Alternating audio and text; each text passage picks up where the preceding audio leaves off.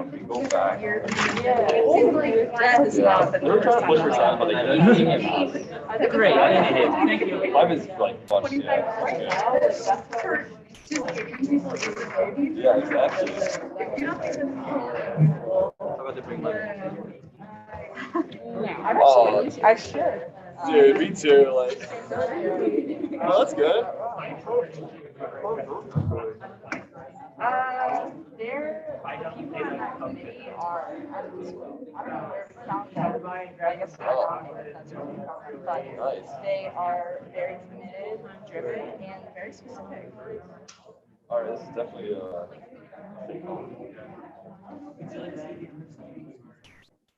Officer Sarah Schuler, legal department.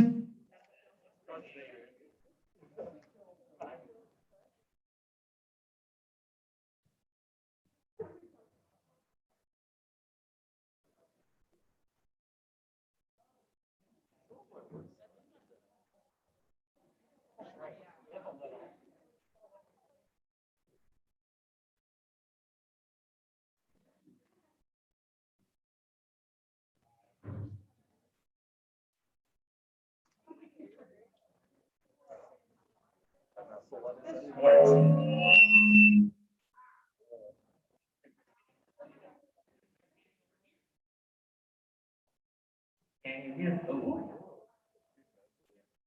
This is the sweet spot, apparently.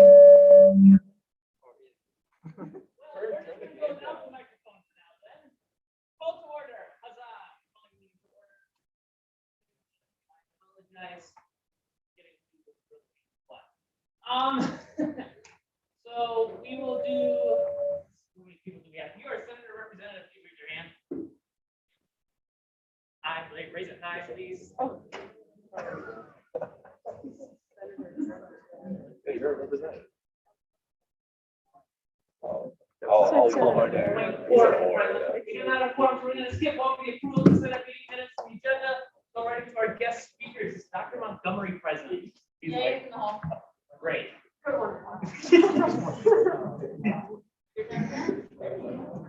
Yeah.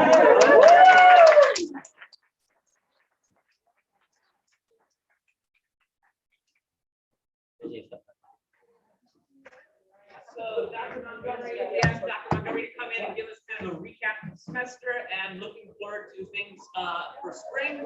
I asked him to speak for about 5 minutes and we'll do about 10 minutes of Q&A. As always, please recognize we do have decorum in our Senate and our House. And please give a warm welcome to President Montgomery.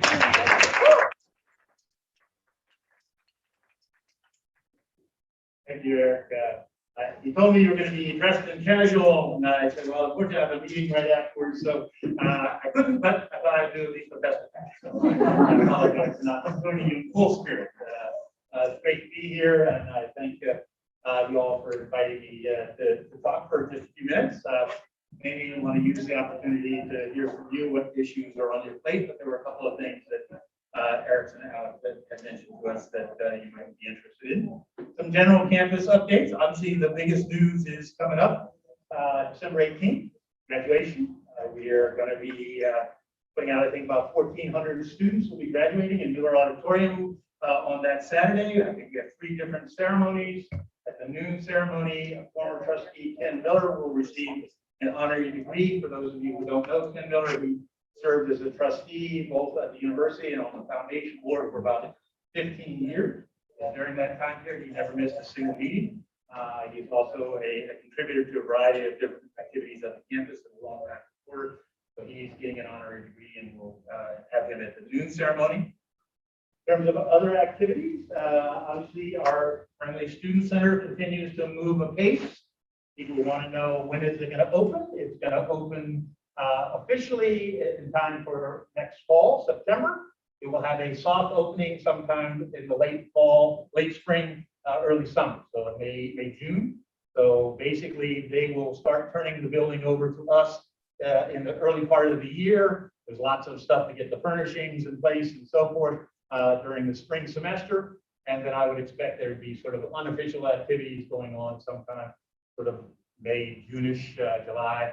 And then we'll do a big ribbon cutting for the whole activity by September of next year. So everybody can get to enjoy that space. The other big construction is Dunbar Hall, which used to be our big classroom space. It is being completely revamped and reorganized, and so it will be out of commission until 23. But for those of you who are juniors and so forth, you'll be able to participate in new dance studio on the top floor. A variety of other new activities will be, and classroom spaces will be in the new Dunbar Hall when it opens with a lot better technology. Hopefully it works on a regular basis and all those other kinds of things like classrooms today. So that's going to be up in place by 2023. COVID, we continue to do okay. You know, obviously it takes all of you and your vigilance, your classmates' vigilance to make it possible. We have a little bit of tick up in our positivity rate coming out of Thanksgiving. But that tick up took us to about a 3.2 positivity. Been pretty consistently averaging in the 2% or lower, which is pretty remarkable. Very remarkable considering the county is in the 16+% positivity rate. And so the campus has been helping lower positivity in the community that we're in, which you always want to be a positive. If you look at our vaccination numbers, we come a long way. When we first started the journey, are verified. I think this is an important one. Our numbers are verified. They hurt other schools. Some of those schools attest, which means you simply say you're vaccinated. Maybe that's a reasonable number of many things, but my analogy is if you go to a bar on Friday night, how many people attest that they're 21? That's a good analogy or not. But in any case, ours are verified. And we come from a situation where we had 30 to 40% of our student body vaccinated to a vaccination rate, the last that I saw, of around 79% for our student body, 89% for our faculty and staff. Put that in context, our numbers compared to places that had a vaccine mandate, Grand Valley or Oakland, they are at 84 and 85%. The difference between what we've achieved and what they've achieved in terms of vaccination rate is very small, and our positivity rate is comparable, if not lower than. So health-wise, outcome-wise, as well as providing incentives to get the vaccine, our community has come to. Want to keep being vigilant. We're only as good as yesterday. We obviously have new variants out there, so that will require us to continue our protocols and continue to monitor our behavior as we go into the spring semester. But I want to thank you who are the dominant parts of our community, and you've stepped up.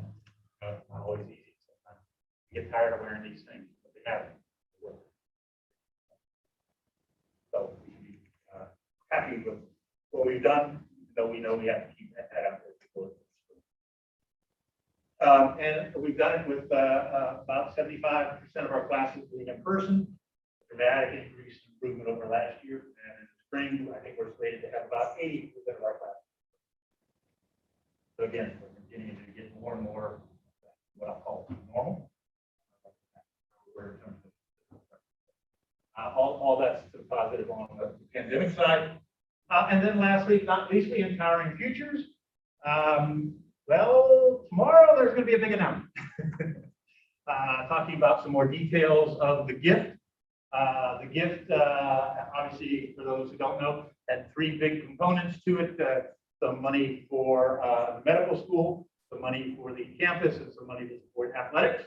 The monies to the campus were to further student success, broadly defined, to make sure we have access and pathways.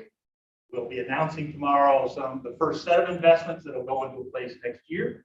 They will represent a substantial expansion in the amount of private scholarships that we make available, a multiple of what's currently available. It's going to happen with this gift.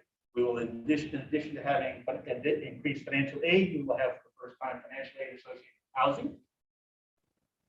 And so there will be scholarships associated with that. Will be part of the announcement tomorrow. Deal all the thunder, as well as additional scholarships to allow people to participate in unpaid internships and things like that off campus. I know that some people can't afford not to get paid during the summer or take those internships, so we're going to provide dollars to allow that to happen. Or if you have an internship that say isn't where your home is, California or someplace else, this can be used to help cover some of the costs of the house. So that's the first piece. Those will be rolled out tomorrow in greater detail. There's more pieces to it on making access and the pathway through college more readily available and more real. And then we'll announce later on in the spring some additional pieces to support that journey too. So again, the spirit of how those dollars are deployed and what the donors are looking is to make sure that, one, we keep the campus accessible to everybody, that we're an inclusive campus, an equitable campus, and that we not only do we let people in, but we help them succeed. All that aspects about retention and graduation and finding a career and being healthy and well-rounded, that's all part of what we'll be supporting with the dollars as they come in. So stay tuned tomorrow for more details, but you get to sneak peek. So those were the three topics I had, and after that, I'll open to whatever you might have. Thank you very much. Does anyone have a question for President Montgomery? Yes, regarding tomorrow's event, is that going to be streamed virtually too, or is it just here at the Burnham Center? I know it's only like 30 minutes, right? It's it's a relatively short event. I would imagine it's going to be streamed, but I double check and I send it to you. You guys can let that information. Perfect, thank you.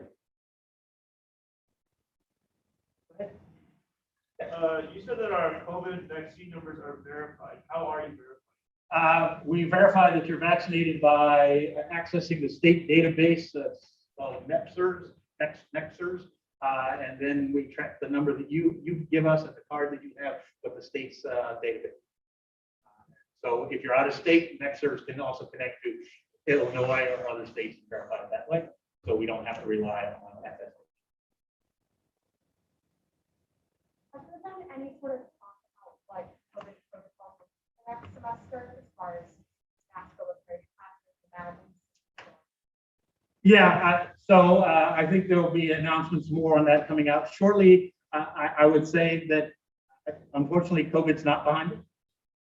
And certainly I would think that people are concerned about what may happen over the holiday break and so I would expect when we come back, we'll look a lot like what we're doing now. What we would hope is that as we get through the spring, if history is a guide, which it's not always with COVID, there could be some dip, but obviously your cross current is these variants like Omicron and stuff like that. So the honest answer is we're going to continue with what probably looks a lot like what we have now, and be responsive to the possibility that we could get some good news, which we had always hoped that positivity rates in the surrounding community would come down and allow us to get rid of masks and loosen up. But I wouldn't count on that. Before Alex goes, is there a representative or a senator that has a question? All right, Alex. Well, we see changes to like the badging system as, you know, we just recently started allowing during some day activities at the rec center masks. Well, for vaccinated people, they don't have to wear masks. Will there be a way to show our vaccination status on our badge? Will it say vaccinated anytime soon? Is there going to be any updates to badging? We've looked at that. To be honest, there's a balance. The balancing is, that would make it a lot more efficient to think about those kinds of systems. But there are people who rightly are concerned about medical privacy. And if I put it on the badge that says, you know, Bill is vaccinated, Mary's not, I've revealed Bill's vaccination history and Mary's vaccination history to anybody who sees the badge. Whereas the way it is now with the colors, it just says you're good. You could be good because you're tested. You could be good because you're vaccinated. You know, there are a variety of ways. So it's not explicitly revealing it unless you want to reveal it. So that's the balance with making it make it public and always on the badge, is people want to control their health issues. We're still looking at whether there are other things that we could do, but that's our challenge with putting it explicitly right on the badge. What are we gonna do like about booster shots for the vaccine and like allow us to turn it off? So we're trying to follow the CDC, and at some point they may redefine what it means to be fully vaccinated to being a third shot. And if and or when that occurs, we may then have to respond to that. That's not where we're currently at. I would strongly encourage everybody to get boosters. Many of our students got their second doses closer to now, and they may not be as many months in. And so, you know, the whole efficacy around when you get boosters and how quickly you get boosters varies a little bit. But yeah, we've got to pay attention to what may be a changing definition of what it means to be fully vaccinated. So for students that are not vaccinated to get a weekly test, I know there have been cases where students do get that weekly test. What policies are in place to stop them from getting it? Stop them from From getting away with it? Yeah, so we have both student conduct and obviously the issues of the color of the badging, which is supposed to keep you from being able to access university services if you're red and you're not complying with the test. So we're looking at, are there other mechanisms to make that more efficient and more streamlined on top of that. But that's important. You know, if you look at other universities, the latest data I've seen from some of them have non-compliance rates somewhere in the 7 to 10% range. But it's an issue. Again, there's non-compliance, sort of what I'll call the periodic. Sometimes somebody got sick and they missed their test. Sometimes somebody was away and they didn't know. That's episodic. That's different in my mind anyway than somebody who says, I'm not doing this. I'm going to take my roommate's colors and I'm gaming the system. So trying to figure out which is which. The objective is compliance rather than punishment, but we can't let you just get away with it. Follow up. Good question. So regarding decrease in student enrollment, I know that one of the plans to try to increase student enrollment was process. Are there any other strategies in place? Sure. We've had a number of them. We've started changing when we start reaching out to students. 2 years ago, we basically started to contact people in their senior year. We realized that's too late. Senior year of high school, that is. We realized that's too late to start building affinity. And so over the last 2 years, we've moved that back so that now we're reaching sophomores. The result of that is we get a lot more interest and we've gotten a lot more applications. So far this year, applications are running about 25% higher than they were last year, closer to all-time levels. We've changed the application. There are 3 or 4 different platforms to make it easier. We went test optional as also. And so we've had a fair amount of success in increasing the size of the pool, which is step one. If you don't get people interested, you can't get them there. The second one, which is the challenge, is you. How do you get that, convert that interest to an actual person who enrolls in the campus? And so we've got it enhanced. We changed the tour. That is a big part. We feel, and our numbers show, that if we can get you to visit the campus, we got a pretty good shot at getting you to come to the campus. because of some of the things we've done in the tour. Last year, it was hard to do because it was virtual, and we did do that, but it's not as effective as seeing somebody in the flesh, seeing the campus. So we've changed the tour as part of that, and we have got a set of yield activities that we're working on for the spring that will hopefully link. We want to use both our alumni network and others to make that a part of it. So we've got a set of activities that will hopefully help us improve that yield, because that's the critical part. And as well as not having as much about, there's some folks going, we're fighting a couple of currents.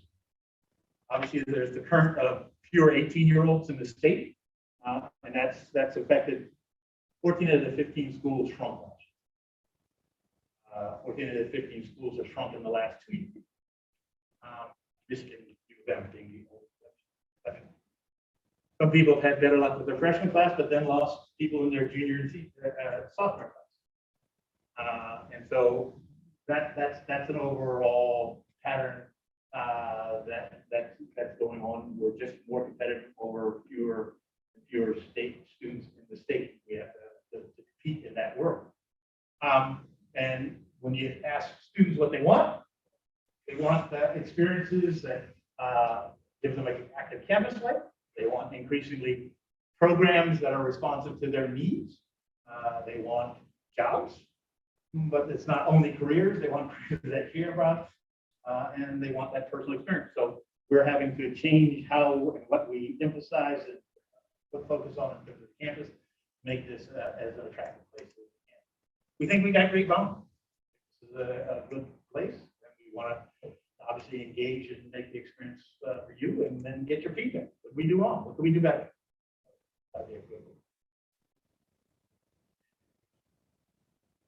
We have our last question right over there. I have you can go next. Last question over there. Yeah.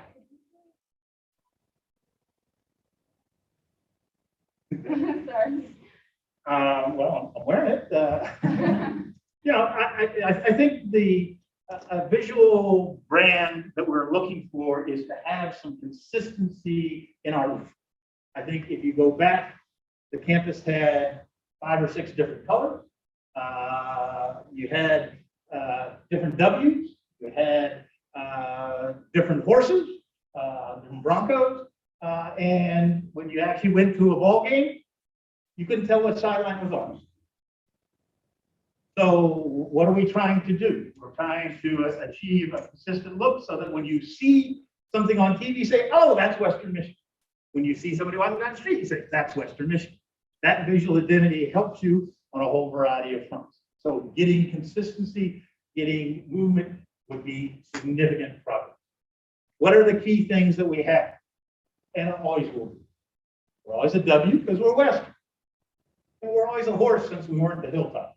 That's the 19th. The horse has changed. It was bucking in the rear, it was bucking in the front, it was facing left, it was facing right. It's always been a Bronco. That's who we are. That's who we want to be. That's what the visual identity maintains. Always got a W. This is the version of the W. What are our colors? Our colors, for good or for bad, we should be proud of. It's right in our fight song. It's right in our fight song. It's right in our alma mater. Brown and gold. Doesn't say teal. It doesn't say black. It says brown and gold. Thank you very much, Dr. Montgomery. We appreciate you coming in. Let's give him a round of applause.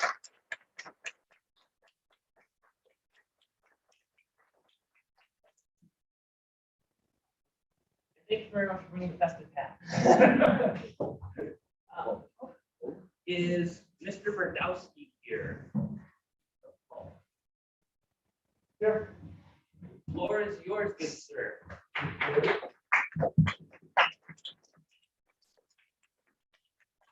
Hello, everyone. My name is Mike Brodowski, and I am the Assistant Director of Member Services and Operations for the Student Recreation Center, massive building right down here. I'm just here to talk to you all about some tabling opportunities that we have at our New Year New You event this year. back in person. We're super excited about that. Last year we were doing the whole virtual concept. Now we're back in the rec center for one day only.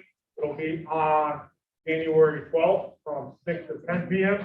And we have tables open for any RSO or group that would like to table to get that exposure for the event. It's going to be the first year that we're opening it up to RSOs. The only thing that we're asking is that you email myself your name, how many people you wish to be at your booth, and we're asking for a prize for our prize table. So how the prize table is going to work: the participants come in, they participate in some programs, they'll get a ticket, and then on the ticket on the back, they'll write their name and their email address. And if you draw their name, they will win that prize. I was the one who also sent out a message to all the RSO presidents last week.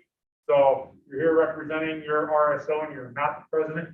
More than likely, they got an email from me about this. We do have a limited spots. I think we have maybe less than 10 off the top of my head available right now. So they're going to go quick. So if you want a table, please let me know, and I'll open up to any questions.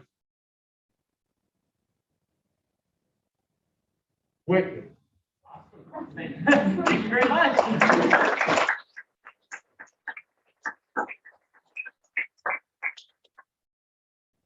All right, next up we have communications.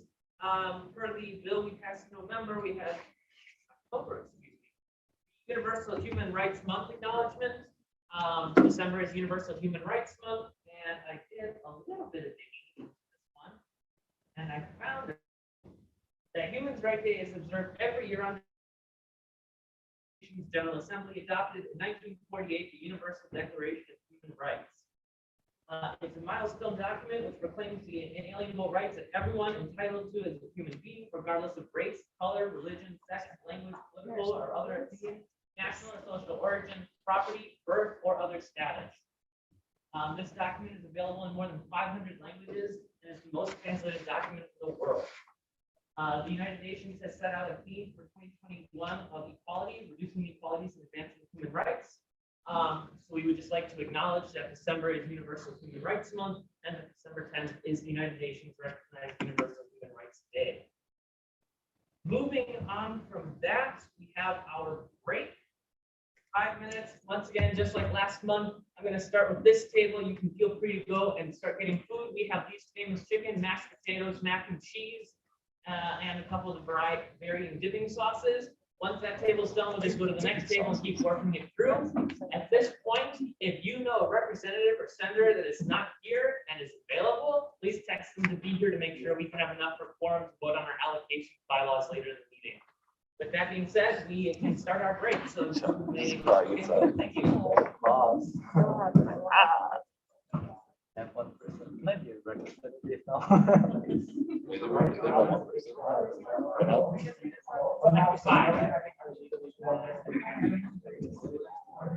Or if you're a representative or a senator that came in late, could you please tell me so I can update your attendance?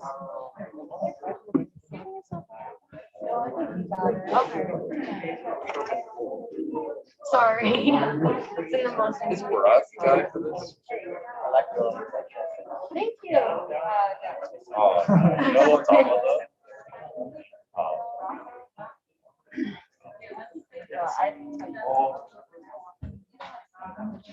I just brought, I think he's like I think he's like the election leader. I thought he was boys. Yeah. So like, what are they odds? Like, how much money you got? Got it.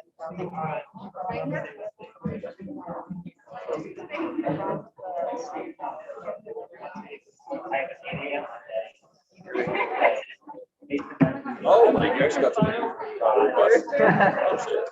So she did like,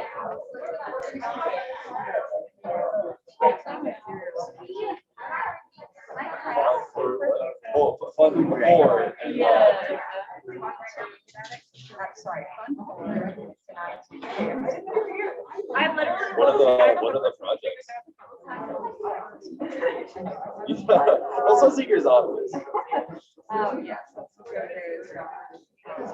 Oh, okay. Sign it. Absolutely. Okay, so we go together. Oh. Okay.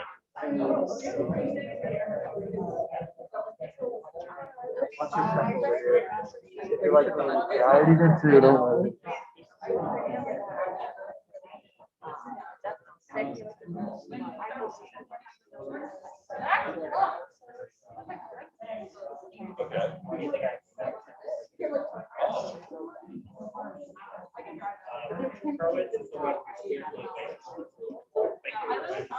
But is that more like a business really?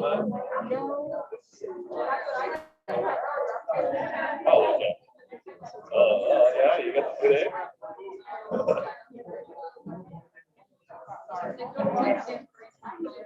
Okay. Cool. Yeah. So you just like you go to so there's like 3 committees. You get to choose the one that you like the most. Or that's cool. And you're like, hi, and then you just like give your opinion of whatever. No. So you get to choose whatever one you want to go to, and then like they kind of present like, hey, what questions you have, like they'll explain to you like what they're on.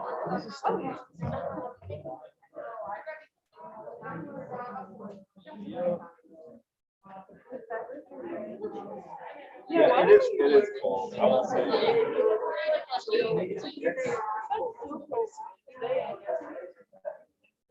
But like, it's only like 2 seconds. So That's still too much. but it's like work here. It's like it beats you more.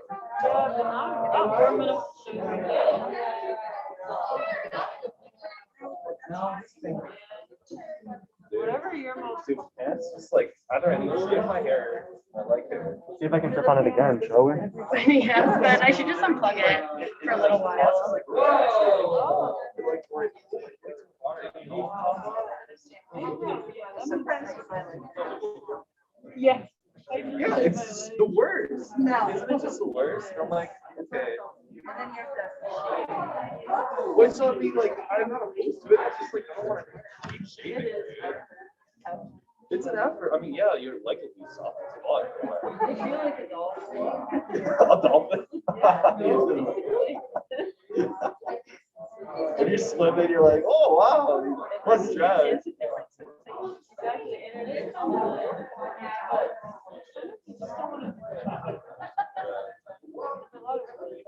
I mean, yeah, I literally have never seen one. That's why I wear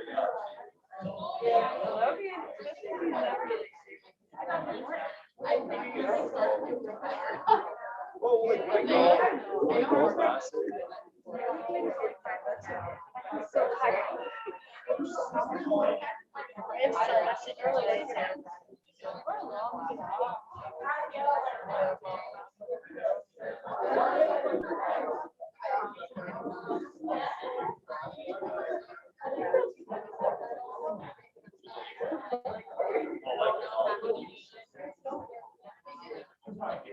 Yeah, that's what I'm like. I'm just not gonna worry about it. I don't want crazy long hair. Just make sure you maybe as your table gets going. I feel like we can go.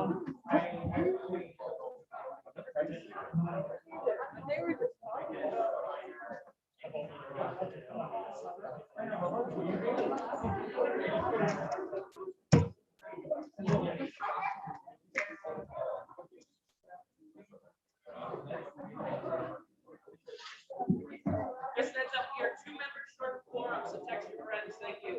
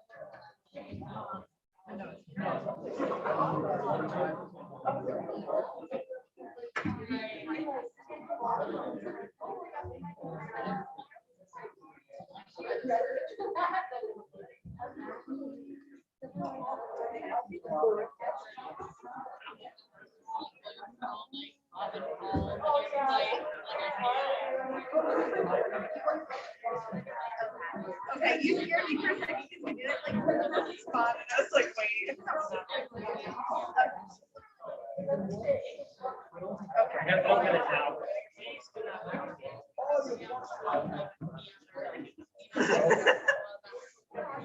You did not mean to grab this one.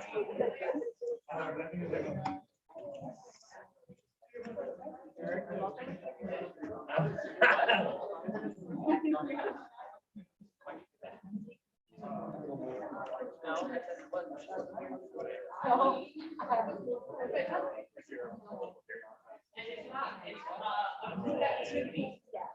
Uh-huh. Start meetings. Everyone always scares me twice.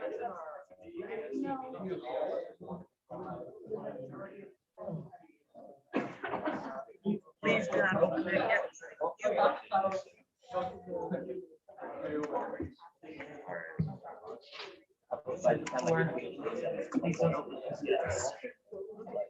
I did take a nap before this. I tried. Good for you. Good for you. It's like a 1 hour nap. On check, kid. You got factor those in, man. They just do not have it. There's no nap taking adults. Yeah, I can't do it. Just put in like music or whatever. Like, don't know. If you just like, do one of these, you're like, oh, you gotta do it. You gotta do it.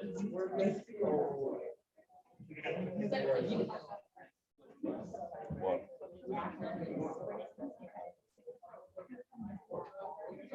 We go magic.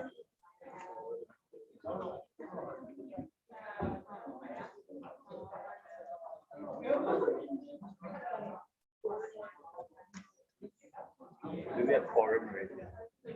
I don't think so. How many do we need? I think two. I'm a representative now.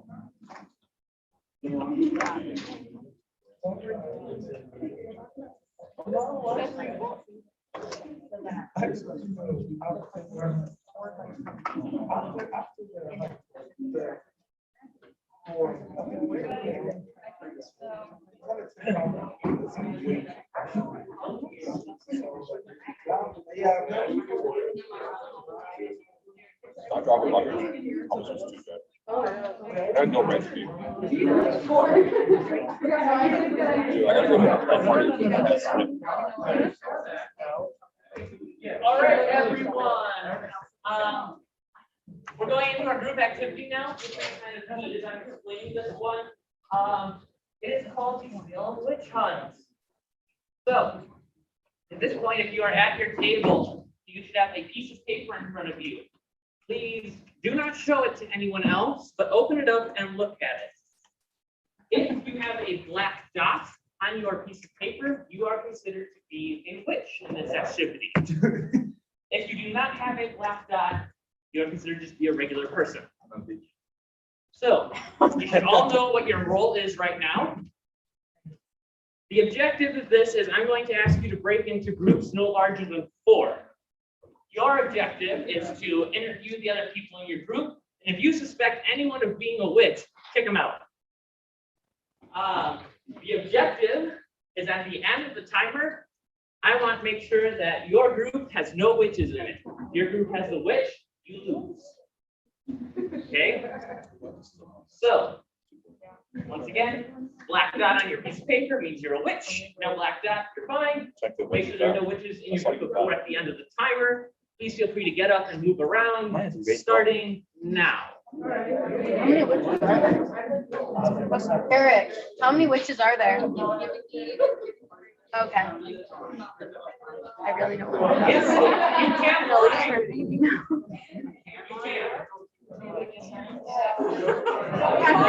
Anyone here witch?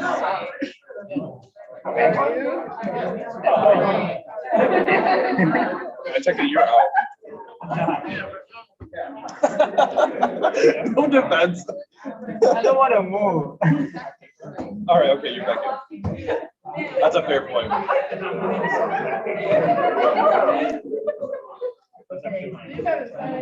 Someone that doesn't want to do research, they might as What's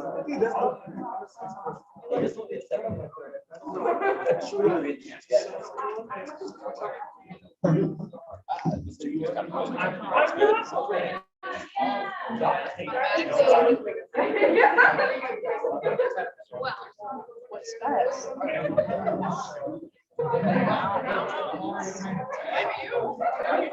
I never had this. I'm from here.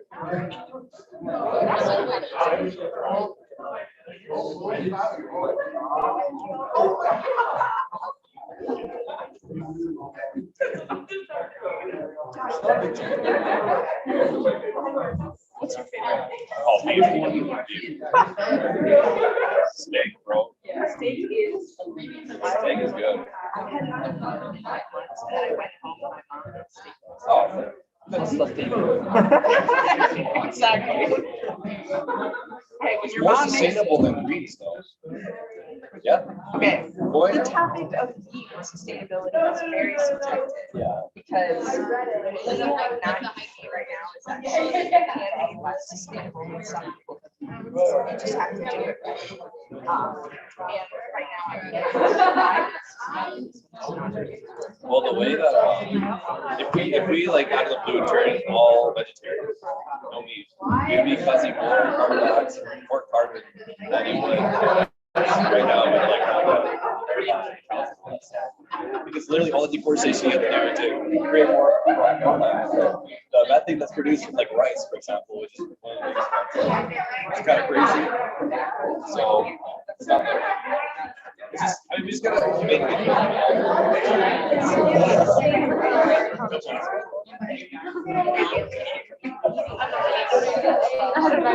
I mean, just you like buying glass. Real quick Just gotta buy reminder, glass and then like. groups no more than 4. So if you're at a table of 5 or 6, you have to break it up. Very good. That is, Take a break for eating. Good evening, guys.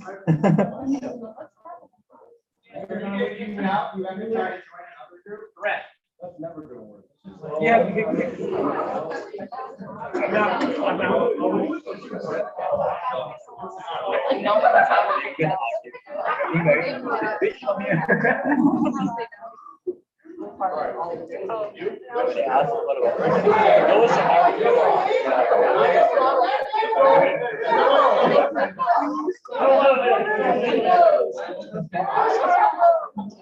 You know what? That they kicked me out too. I have a suspicion that there are no rotations. You're a wizard. We'll see right or wrong. You know that everything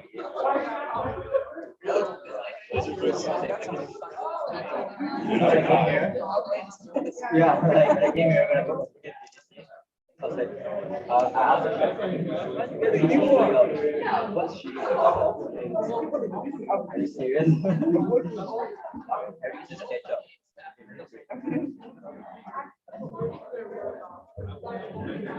I put hot sauce Hot sauce. Yeah, they often figure out. All right, you guys have 2 minutes. If you are not down in the groups of 4, your table exists. Wait, what if our tables split? Like, this is my group. Inventive. I like doing the witches. I will not allow that. I apologize. Or we could go out there. All the favorite thing.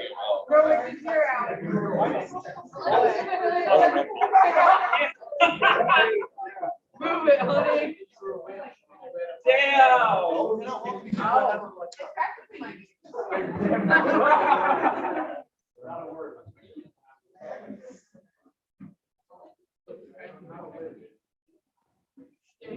You're not allowed to show anyone. I'm not gonna show the other side. Does anybody ever?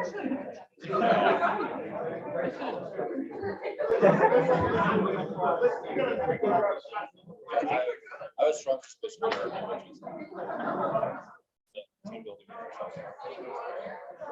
No one else. That's something I would say about. Your goal is to have always be solid. We'll see you in a minute.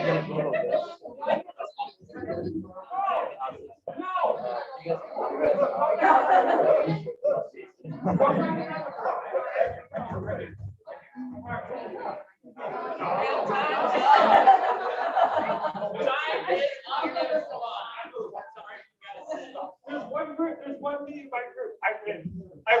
All right. No. Who's the 4 people in your group? So this is a witch.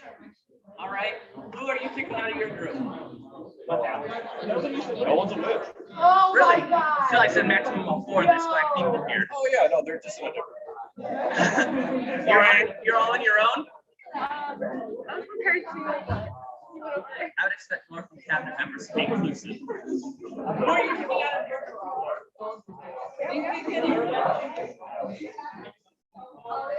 all right, everyone.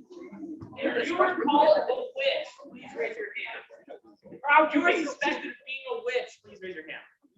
Okay, thank you. Could you please unfold your cards and show them to everyone? Yeah. No! Steve, no! No! In your hand! Oh my God. All right, everyone has a card. Please unfold it and show it to the group.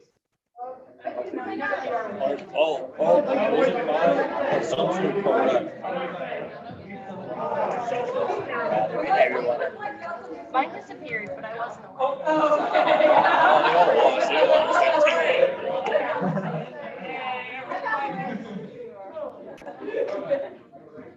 All right.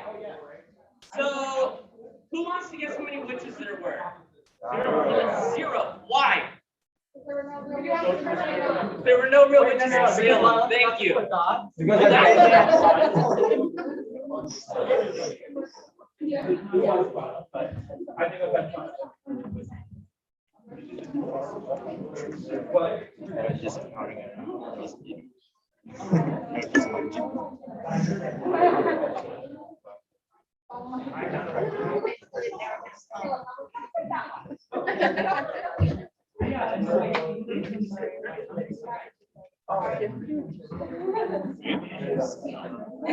Well, I have to do a caption.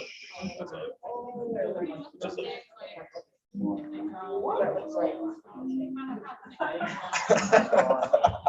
No, it's like this. There's a, yeah, Thank you. All right. So, what did we learn from this? Alex, what did you learn from this? I learned there was no witches because we're all together as one group. We don't want to single anybody out. Thank you, Dakota. I learned that Alex Lauren is a witch. And we love him for it. And we love him for it. That's fine. I also learned what I did. Okay. Let's try to take this out of the abstract here, or take it into the abstract more so, and more. Okay, so Alex said that there were no witches, and just like that, in our big WSA group, we are all one big kind of dysfunctional family. Would you agree with that? I would agree. Thank you. Strongly. Thank you. Dakota, are you raising your hand again? Yeah, I was gonna say, O's over here, all start. Okay. So, what did it feel like to be accused of being a witch? This table. All my friends hate me. Oh my God, you say friends hate me over there.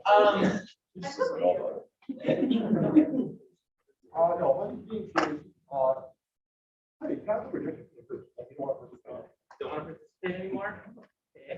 How many people in WSA have felt unwelcome here? Raise your hand. How many of you have felt dejected and like you don't want to participate in our meetings? Okay, be honest, raise your hand. We all have room for improvement. everyone take a look around. We have maybe a third to a half of our room that at some point felt unwelcome being with us.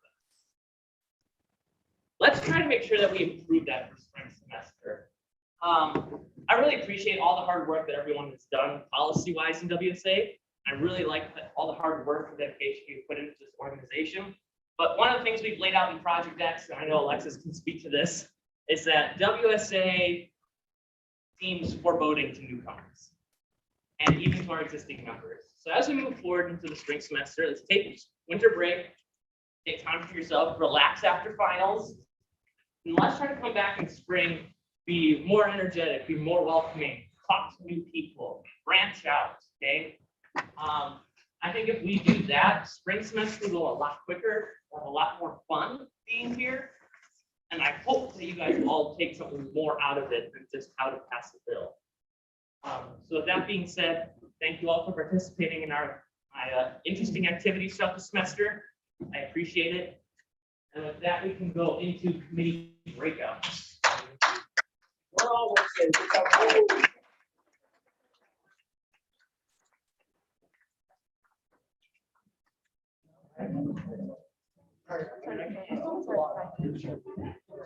Governing process over here. Finance, I don't have to run. Over there, I don't have to run. So today we're gonna be doing Project X, things. I didn't make a presentation because I want to give you guys a maximum amount of time, just so you know what we're at. This is the second meeting of 4 for Project X. And so I'm gonna let you guys get through it and let the project leads kind of take it away. So with that being said, governing process over here.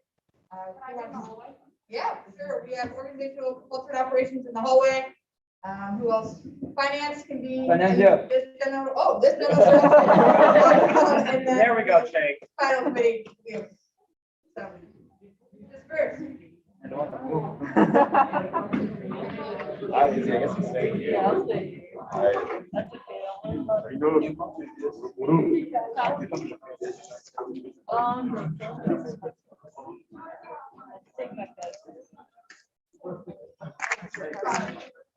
Anyone sitting here? Or is she go to a different meeting? I think she went to a different one. I'll get up if she's. Her laptop. Yeah. So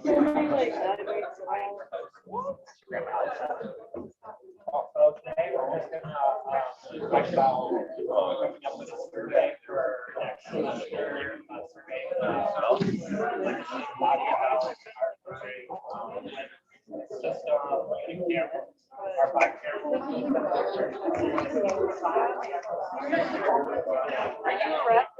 Yeah. Are we grabbing chairs? Yes. I grab the chair over here. You grab the chairs at the back there. I'll just stand for. Give me 25 minutes. I'll be back.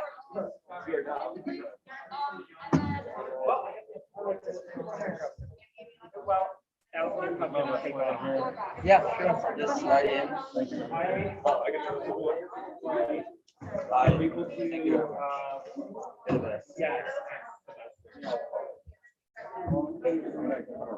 Yes. Sorry. Yes, okay. You guys can.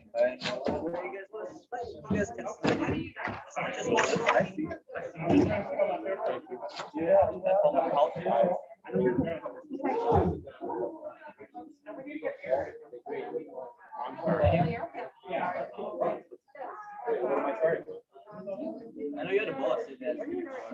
I just can't believe it. I'm the vice. So yeah, this is the what's commission? This is the finance right? And committee. So I guess like let's just go around the room and introduce yourselves again. New faces. So Oh, I'm Willis. I'm Andrew. I'm Matt. I'm Shanky. I'm Will. Hi, Mary. I'm Nicole.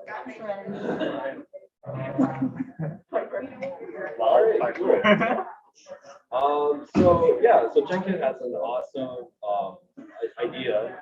well, check-in and rent, and the allocations have been reviewed. So like the big changes that they thought were really important was having operational budgets for twice a semester. So it's going to be $1,000. I mean, it just got to get passed. We just got to get two more members to make it. So if you guys have friends that are not here, yeah, send with us. Spam them, tell them, because this is gonna be more money for RSOs like like yourselves, that be able to use the money. So it's gonna be $1,000 per semester, and then the conference will be increased to $5,000. And then I don't know the other one. Events same. I think only the big changes compared to the last one is that we have a $25,000 cap. So technically, like the options that you have will be exceeding like the 8,000 for the whole year, but you're only allowed to use like 5,000. So that's a new provision that we added in, because we do not want like all the RSOs to just to be used the money, because everyone's money at the end of the day. Previously we marked the conference funding to 10,000, but we marked it down to 5,000 because there were a lot of concerns. We consulted with a lot of stakeholders, and they said that a lot of RSOs did abuse that amount of money.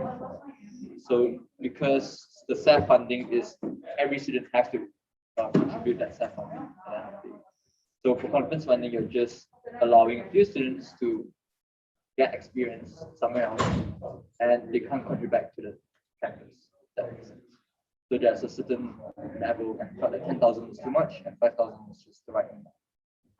So yeah, so you guys can review it. That's pretty much about the bylaws. You guys can take a look like 2 minutes if you guys want to. You guys can scan QR code. If you guys have any questions, you guys can ask now. Then we can proceed to the next part. Why does GPA matter? Because you need to commit to your studies first, and you can focus on your extracurricular And activities. who's checking the GPA? OSC.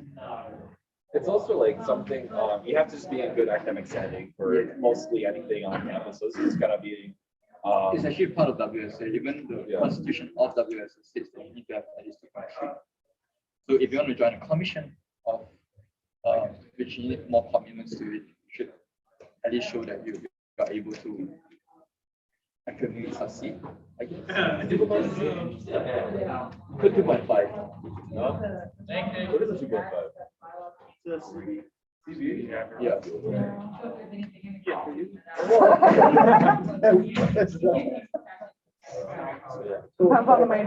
So you said you had it at 10,000, you dropped it to 5,000? That's for conference. So it wasn't so previously it's 1,000.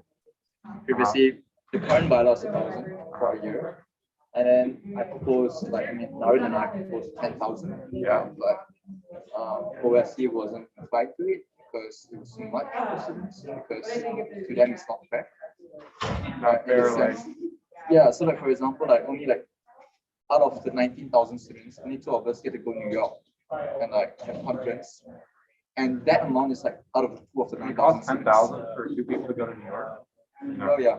So for example, flight ticket, and then your registration. And this is just an No, yeah, but That I'm makes sense. just kind of confused if you're saying like it's not fair with 10,000 and how's it fair with So what he's 5,000? saying is basically like, since it's only going to be benefiting like maybe 10 or 15 students. Oh, okay. So that's why it's just the cost to factor for the majority of campus isn't there. So that's why, like, I mean, an increase from 1,000 to 5,000 Yeah. is, or at least $5,000 will cover basic hotels stay. So then you can just to cover like the flying fee. So that's more. Yeah, I mean, personally, I didn't want $10,000. Personally, I wanted 10,000 because Yeah, I was yeah, going to propose 10,000. Like I like that idea. But, Yeah. they just weren't going for it. Okay. So kind of settled for 5,000. So this is OSC. They're the ones that manage the staff funding. Office of Student Engagement. So they are office. So technically, like all of funding. So for example, you apply funding from us, that funding is dispersed from WSA. So there's a total of 6 associations in Western, GSA, the Sports Council, WSA, WSA, this one, CAP, and one more. All 5 of them have direct access to funding because of staff funding. So this, I would say 5, I thought there was another one. But this pool of funds will be directly accessed to these associations. So we are not just normal RSOs, but we have access to finances of students. It's like a tax that you receive every semester. So OSC governs that thing. So technically we are not allowed to like freely just spend money just for the sake of it. So from their perspective is that you should balance it out in a way, because for example, like events, we mark it up to 10,000 first, and that is good. It benefits every student. And whatever event that's organized by WSA, like so if you request a fund from us, your event has to be open to all WMS students. Yeah, I know I read that. Yeah, so that's the kind of the purpose. That's how it's. So they just go for the 10,000. Yeah. What if they went to like 7,500? Yeah. We will suggest the 5,000. So like, and what we're gonna do next is that so after reviewing this, we're gonna talk about what's next, the next steps. So we're gonna provide allocations, an allocation packet. I forget to talk about it previous during session, which is like a whole top-down approach of whatever you know. So for example, how you plan budget, because you know that a lot of people doesn't know any budget, they don't know how to go until the point where you claim your money. So right now, WSA and OSC is working in silos. So for example, like you get goes to deliberation and like you stick to us, you get the money, you only get the funding letter. It's just a piece of paper, and it doesn't foresee of what to do with the next, what's next after the paper. So I spoke to OSC. What we're gonna do next is that we might collaborate and form like probably a document just to set everything will be in there. I just say a Bible, everything will be in there. So yeah, that's one. The second thing we're gonna do as well is that we're gonna do we're gonna go around the whole campus, asking all the departments, all the RSOs or whatever organizations that they have funding. So for example, for conference funding, GSC would have another pool of funds for conference funding.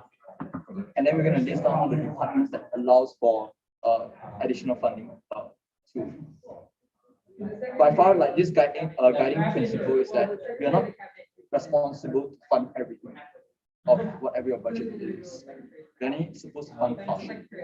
So the expectation shouldn't be set for like, hey, I'm here for the funding that we should get, everything should be covered. Because what happened was 4 years ago, the source of fund, the pool of funds got exhausted. We need to use all the funds already. So OSC's point of view is that they should not like let everyone just that's why we have a new 25,000 cap, which is like quite high comparatively. So I hope that makes sense. If I can ask a question, guys, do you know how many seats OSC is estimating it's going to take to a conference of $5,000? There's no such estimate now because previously there's no such data. Because previous my predecessors, they didn't put down whatever they had. So I just left on last year's data. So another effort, another initiative that I launched for the next semester is that all the proposal, all the items will be coded. So that code, we're gonna use it to quantify it and quantify it, to interpret how much money should be transferred. So this new bylaw is an experiment, so that we know that which funding is more essential, and we might amend it going forward. So we will have new data on it and we will share it during the next round. So it'll be still subject to be raised then after this next semester? Yes, it's a living document, so it's always been subjected to change. So if anyone's like unhappy or something next semester, you guys can just voice out and we see that, hey, it's reasonable and we might think that we should move forward with review. Cool. I hate to be this guy, but I'll say my organization, like the American Association of Airport, we're a very niche organization. We focus on one set of teams. And so $20,000 of event money like per year, that is nothing for us because we don't have enough students to do a social event that's meaningful to the whole campus. So we would much rather appreciate having more conference money, because conference is really where us as an organization make connections, right? That's where we benefit into the industry. That's where we grow as engaged students. So it's probably like that $20,000 in event money really goes to waste for us because there's no event that we could utilize with our 12 members from each industry, I guess. Does that make sense? Yeah. So we kind of get screwed out of $20,000, like, whereas, you know, a group like, you know, the Team Student Association, right, they have like calculations. There's not as much work you can make, so that makes more sense, but I get it. Right, but I think, so I know it's hard to focus on what each individual organization needs, but at the same time, it could be exclusive organizations that don't have the ability to do that. That makes sense. Yeah, I hear you because like Formula actually approaches as well, and they mentioned that we wouldn't even organize events. We're mostly gonna spend money on operation because they are the ones running the cars and everything. So they will not have any specific events to run on. So they're gonna waste $10,000. They're not gonna spend it. So I raised that issue as well. And hoo-ha. Point being is that we can't like, how would I put it? Like allow like just like an exemption just for an organization because that's not true. I've actually thought about it as well, and I thought of having a provision on saying that if you provide full justification on oh yeah, here you go.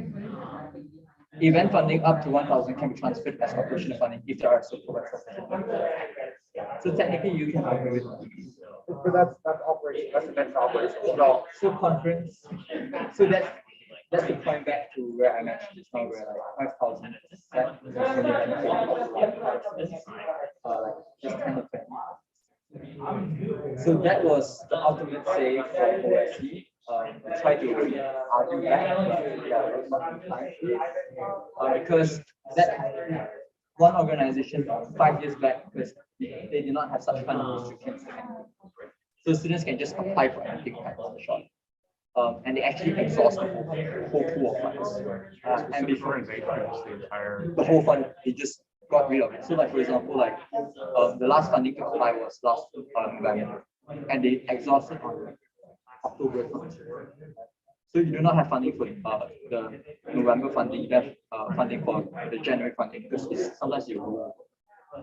So it had to bring down from president or vice president. I don't know. She had to come down and like address it. So it was a big thing that because right now I get your perspective as well, and I agree with you from about conference functions. But historically, students tend to take advantage of when there's free stuff. So they wanted to cap just at that, just 5,000. So I guess likely, sorry, go ahead. So I guess my feedback to that would be, I don't know, maybe I don't really understand, but in terms of event funding, $20,000 a year. That's a lot of money. You can post it. Big event, $20,000. So $20,000 really necessary per year, or do we bump that down to $10,000 or $15,000 and move that $5,000? That's not the issue right now. That's not the concern. OSC's point is that whether that conference funding will benefit. This event funding can benefit all the students. It's open up for all students on campus. But for conference funding, you only open up for your own club members. So the argument is that, is it democratically correct? Because you are taking the money from everyone has to pay for it. All 100 students have to pay for it. Yet you can take 2 or 5,000, 10,000 just for it. So that was they can join our clubs though, so we're not stopping them from joining and coming to conferences. No. Yeah, so that's the point. So if you're in a conference, you're only the person invited. You're not open up to everyone. These events, you open up for everyone. Everyone can just and you don't have to be a member because if you want to go for the conference funding, you have to be a member as well. I was going to say something, adding on to what I was saying. The operational and the conference funding kind of enriches that experience as an overall student for people who are already in themselves. And I kind of feel like, you know, the more you enrich that RSO experience, the more students will want to join. And I like your point about the funding for everybody, how that enriches your experience. You know, enriches the student experience for as long as everybody. And I think adding, you know, more more in the conference and to be operational. It enriches that opportunities for the people already in the RSO. Now they see that people in the RSO are, being enriched, like we're using that term, but it convinces them to join the RSO, and they get more students involved in RSO, rather than just kind of piggybacking off of events that RSO. Yeah, because they see how much we do and how much they can gain. And I believe that since people in RSOs are dedicated to something and they put their time into actually like going to that or like being a part of the group overall and not just this one fun event, I feel like they should be awarded more for their time. Because yes, it may be from all the students, but not all the students take time away. My RSO has 1 or 2 meetings a week, depending on what we're doing, and they're taking time out of their day. Or like, I'm an engineering major. We have a lot of stuff to do in a day, and they're taking time out. And I feel like they should be awarded with a conference trip or something else, other than just like people walking by that have never heard of our RSO before or don't even like care about RSOs in general, and they're like, oh yeah, they have pizza, I'll go. I feel like that dedication should be awarded. That's not part of our job, because right now my job is trying to incentivize students, and that's actually not my job anyways. What I'm doing here is doing more than extra from what my previous. I mean, I'm not talking to you directly. I'm talking about like how the OS. Yes, I actually mentioned that, and I actually told them to bring us back awards. So previously we had something. I believe that we have CCUS as well on the awards thing. I initiated something. We want to award RSOs as well. You say like we want to like have like the best RSO of the year, the best event of the year.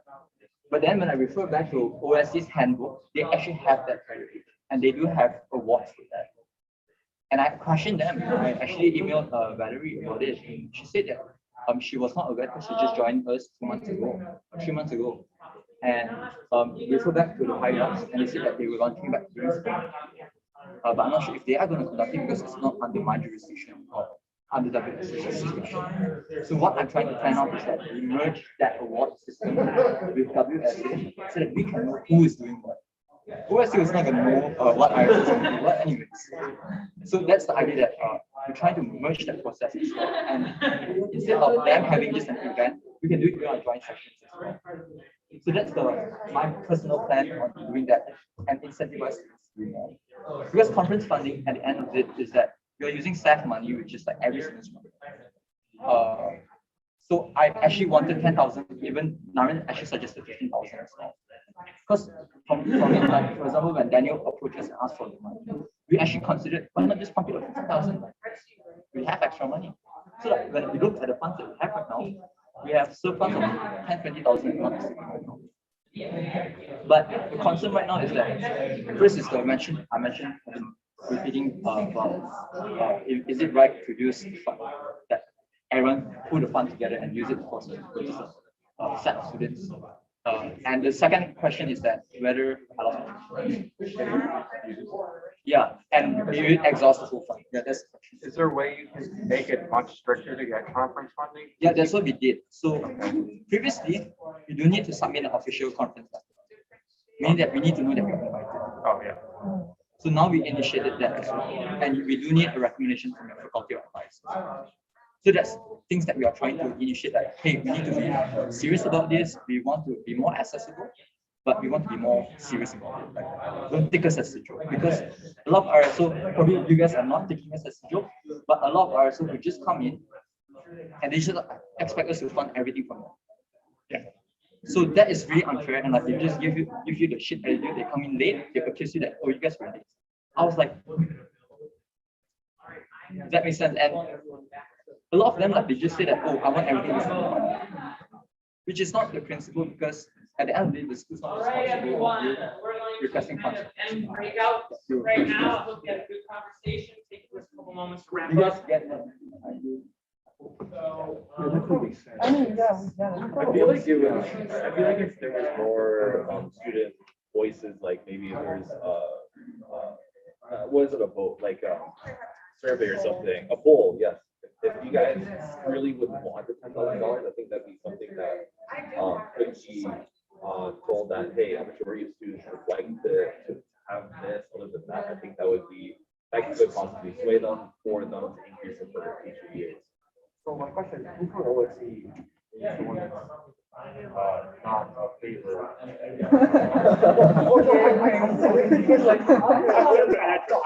The director.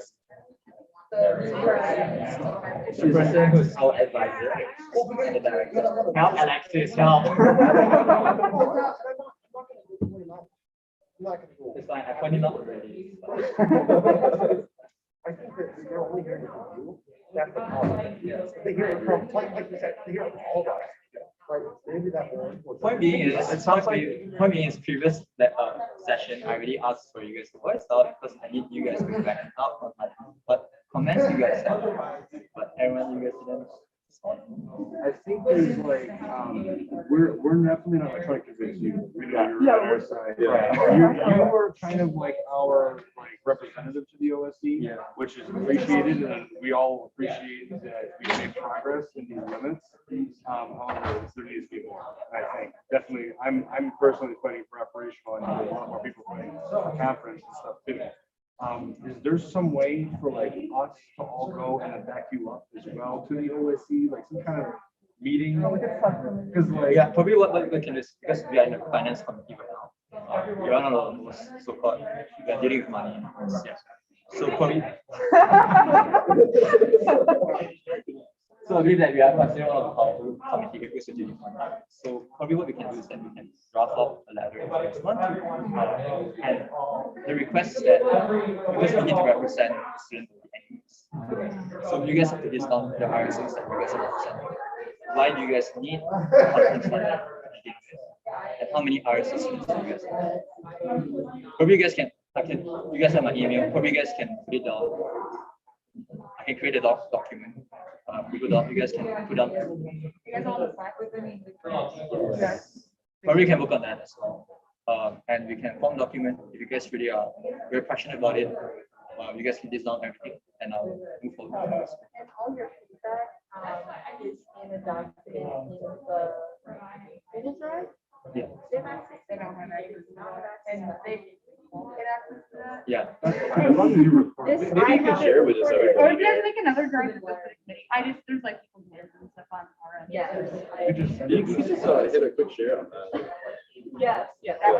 So I guess my thing is, now that we have a lot that we want to change and work on and adapt to this, so maybe, I think things have gotten better since the current bylaws. Maybe let's approve this, then we can make an amendment, because it's open. It's open, we can make an amendment to it later. Because what I'm saying is, right now, for me as a council representative, I'll bet you have $5,000 than $1,000. Even if it's not $7,500 or $10,000 a year, $5,000 is better. So maybe that's now. Because actually, like, kind of operational, we actually discussed about it to ramp it up to 5,000. But then the concern is what if the RSO, because the average RSO size right now is 37 students. So you might have big RSO, you might have 1,500 RSO, which me and Alex is like, dude, mark it up to 5,000 because big RSOs will need more money. There's like what could happen possibly like student count, like a student. Yes, but then we do not have enough data to, so that's why I say it's depending on how we can update it once we have enough data and we have enough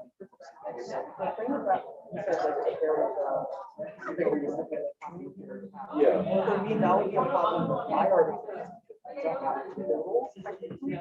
Until the very end, the entire we don't technically consider people who are entering that semester as members after they finish the semester. That would become a problem unless like we less estimating, but that's drop something.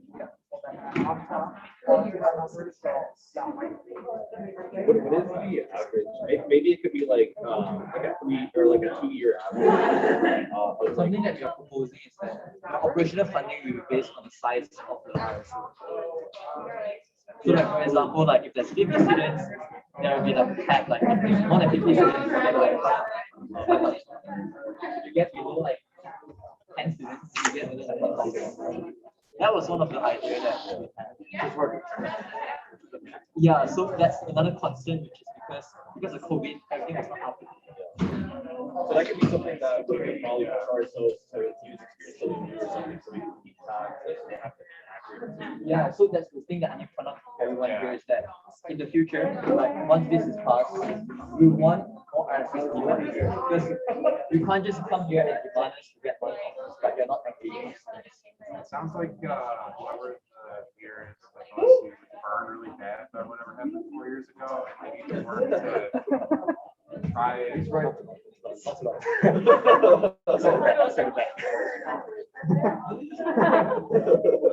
No, but you know what I mean? Like, I don't know how they can get help. No.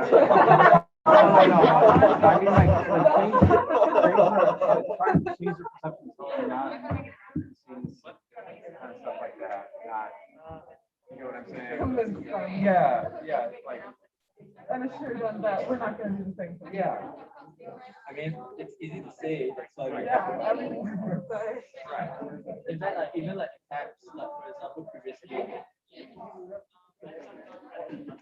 It just needs to be passed by. Yeah, so previously you said 50 hours for DJ, which doesn't make sense because if you invite a professional DJ. Well, yeah, it's just that also like $50 for Previously it was just DJs don't DJ. even want to perform with you. So it just like the most important thing is student, it's like you're paying back yourself. Yeah. So the concern was like, fine, pay $50. That's the thing that's need student because even for performance, you just pay that same thing. So for DJ, it's like fine. But if it's professional DJ, not like because previously it was $50. What if it's a professional?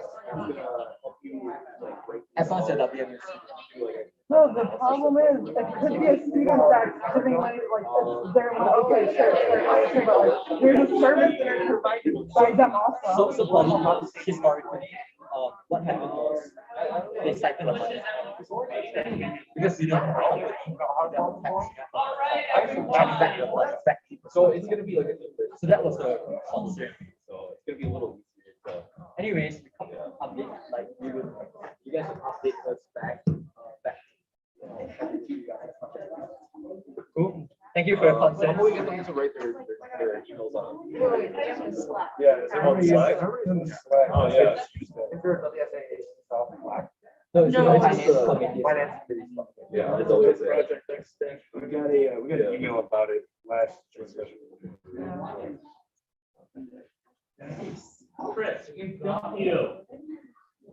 You.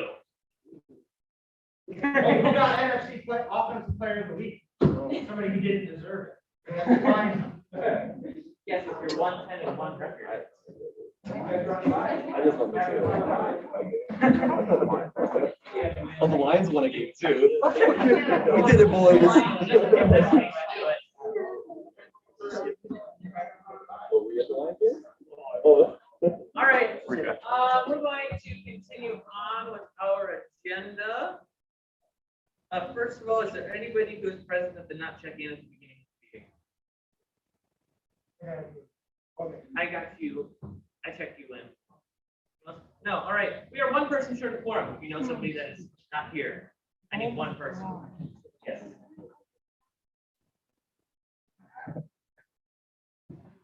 One person. We can't vote on this today, once the next time this can be approved.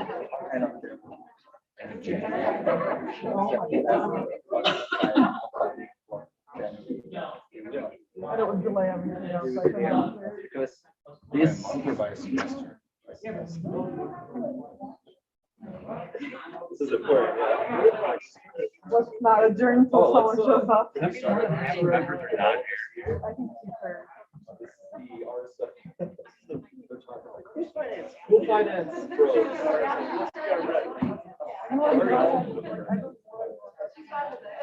It used to be, I know one person, but I don't have to. They used to be hybrid, right? Where you guys do so for joint session.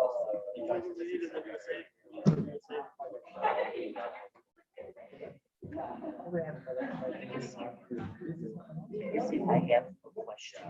I just have a question about section 6, which I'm glad to see start funding opportunities. Is that something that our organization strongly visibility established are? So I'm interested in how we're going to define the established. So you guys are still, Yes, and I'm also curious. and you guys need to go for this evaluation. So you guys just email, once this thing is lost, if this thing is lost, you guys just can just come to the How is that $300 dispersed? Is it reimbursement or is it a check? It's a check. That would help. Thank you very much. I really like that. I really like that. Yeah, so you guys can pass this off as well. For this start funding, if you $300, you can just have to use a check format. Okay.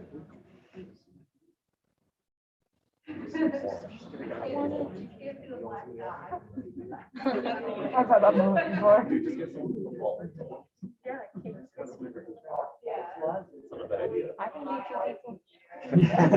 Right, both. Anyone in like 2 articles? Yeah. I mean, I'm in articles, but I'm not in keyboard. The WSA or something? Yeah, just like how the president was. Can double everyone's space. Yeah. Oh. I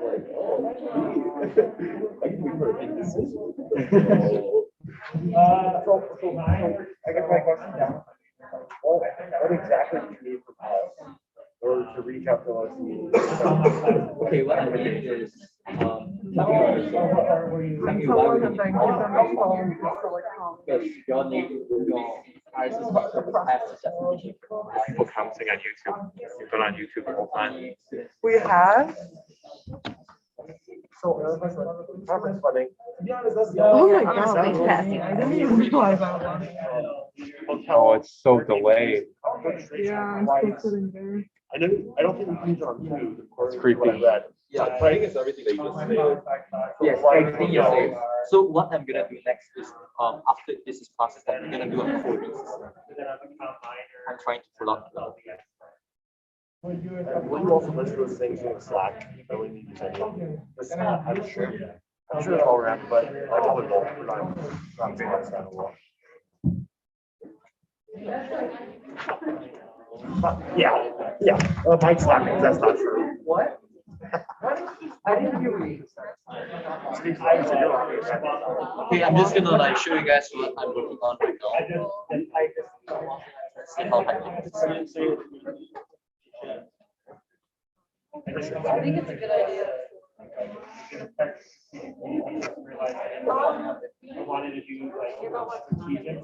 Okay, so for example, right now, you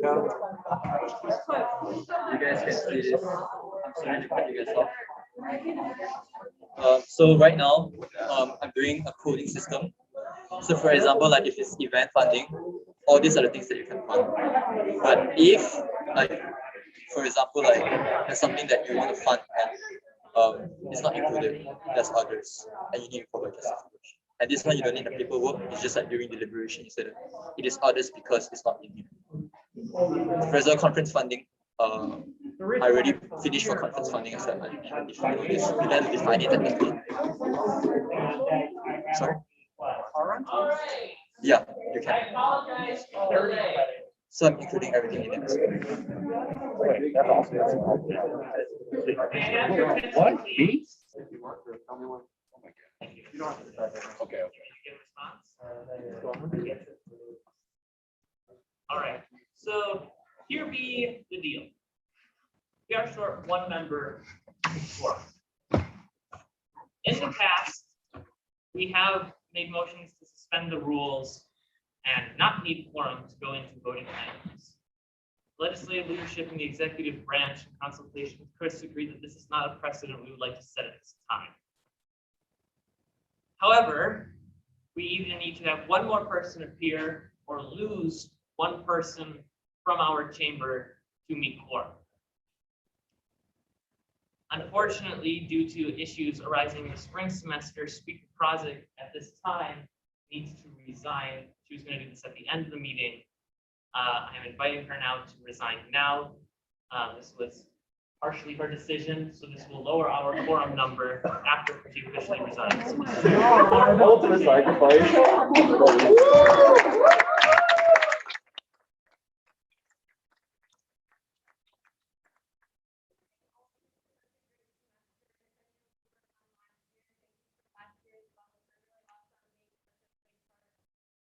Having such a great opportunity to be involved in WSA.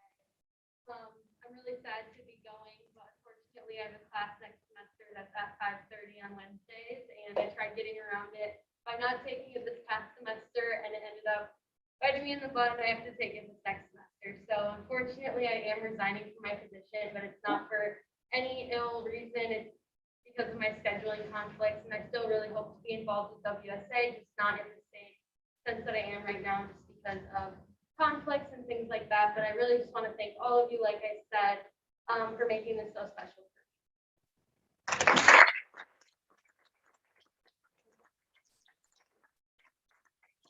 So with that being said, we now have member of the public, Shannon Krosick, and Speaker of the House, Colin Holzberger.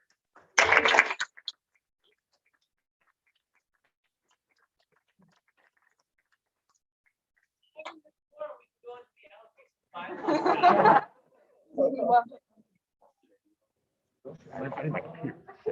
have all my notes on it. Whoa, Terry.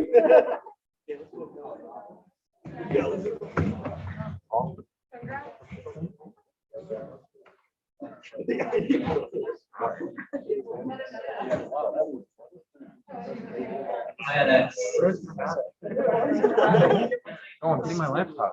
Yes, we do need a motion to approve the agenda. Yes, is there a motion to approve the agenda?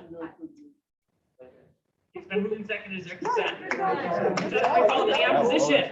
Please quiet down, everyone. Is there any opposition? Hearing and seeing none, motion passes. We move into the allocation bylaws for approval. I just want to oppose this all for nothing. Thank you, Shannon. Anyways, thank you, Eric. If you guys have seen like this document on the table, or you have seen the QR code, you guys can scan it and you guys read through it if you guys want to right now. So technically what I'm proposing right now is an amendment bill to the current bylaw of WSAAC, which is the WSA's Allocations Commission.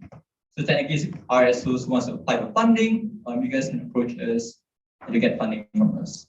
So this bylaw is kind of like what we're doing now is because we find that a lot of things in there doesn't make sense. I'll briefly go through it, things that didn't make sense previously, and try to improve it through this new bylaw as well. So right on the paper you guys have. So the top one is the new bylaw. The one at the bottom here is the current bylaw. So if you guys want to scan both of it and you guys want to compare it, feel free to do so. So I'm just going to go briefly through everything. If you guys want to go through it with me, please do so. You guys can ask questions. Once I finish an article, you guys can raise your hand and say like, hey, this doesn't make sense. So for preamble and guiding principles, it's pretty much the same as O1. You guys can read through if you want like 5 seconds. Great. I'm referring to the new one first. So for Article 1, 2, and 3, this is the governing processes for the commission itself. So previously, it's in Article 5 for the governing processes. So we're changing it to the front because we should define who we are as a commission first before we list down what we do for the commission. So that was the main reason. So if you guys can read Article 1, Article 2, I'm sorry, pretty much the same. Has anyone has any questions for Article 1 and 2? Calling ones. Cool. So Article 3, that's the thing that changed. First one is the membership. It's 2.5 CGPA. Previously it was 2.3. So that's the big difference, I would say. So if anyone has any concerns about it. Cool. And one thing that we changed quite drastically is the composition and appointment. So previously we have 9 members at large. So technically, like we would have the chair and the vice chair. The chair is from the vice president of allocations in WSA in the cabinet, and the vice chair is appointed by the vice president. And other members will be all appointed at the public. So any students who's interested in joining the commission, you can just do it. But what we find is that a lot of students are not interested in it. So we did most of the time we don't hit the quorum. Yes, Alex. The wrong version is up right now. Just so you know. Yeah. Okay. Thank you. Yeah. The version sent out in the email has incomplete sentences and notes. The previous version, the current version that we have out on the table is complete. Yeah, Yeah. The one that you scan as well is a complete one. That's fine. You did a QR code. What? You need a QR code. You can even type it in. All right, thank you.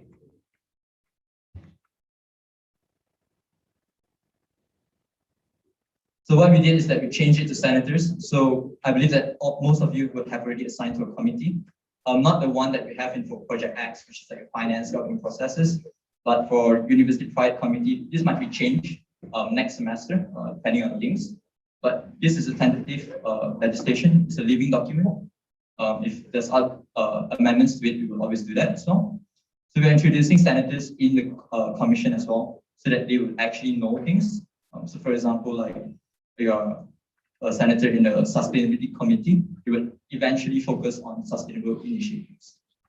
So that was part of our point of view as well.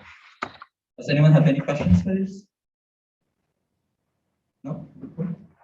And we will have 2 members at large just to make sure that other students will have an opportunity as well.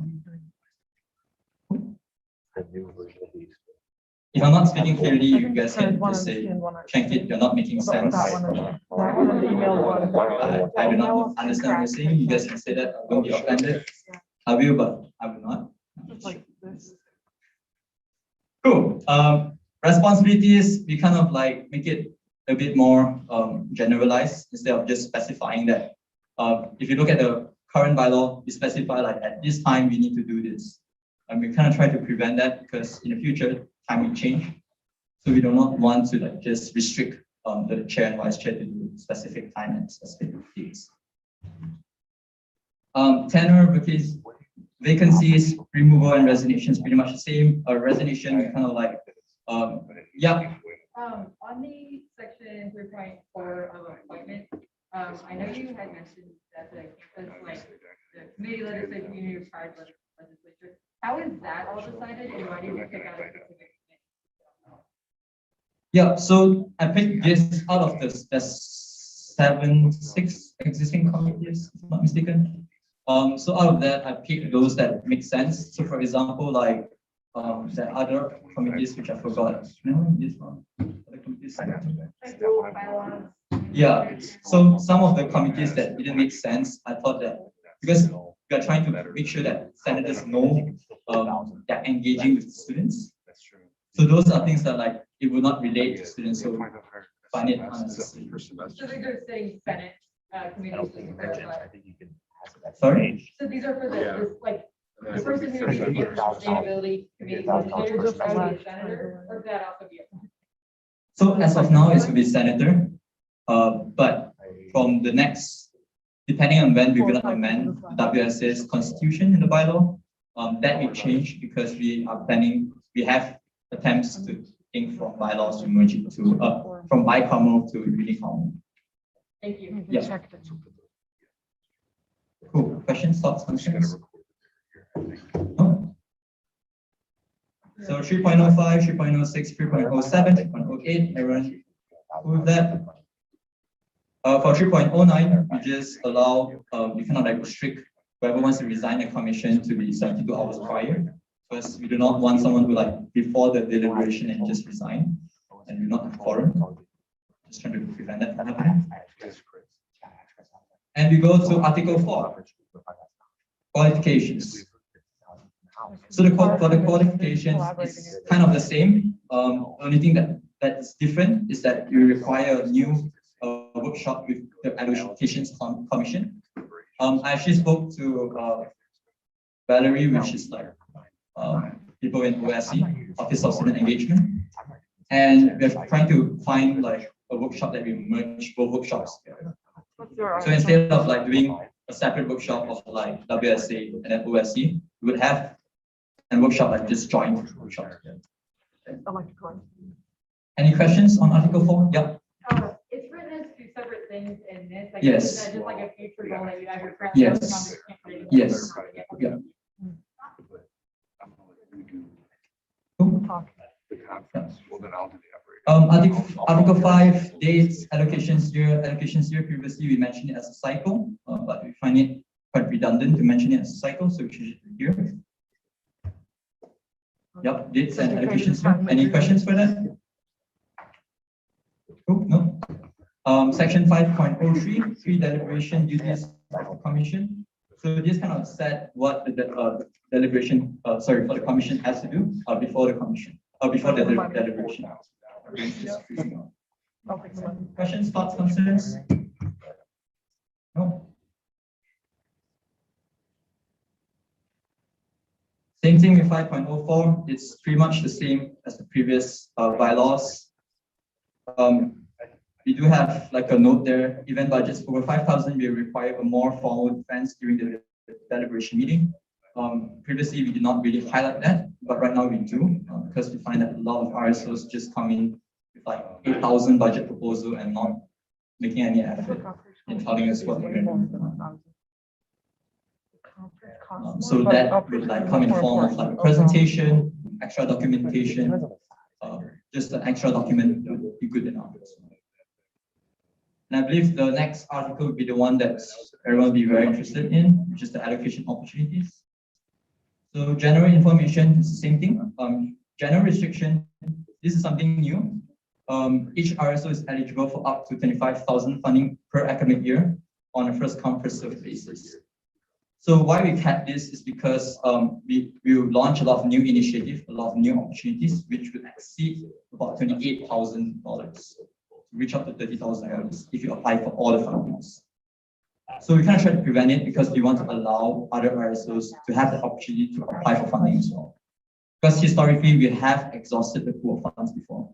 So we kind of try to prevent that and give opportunities for everyone.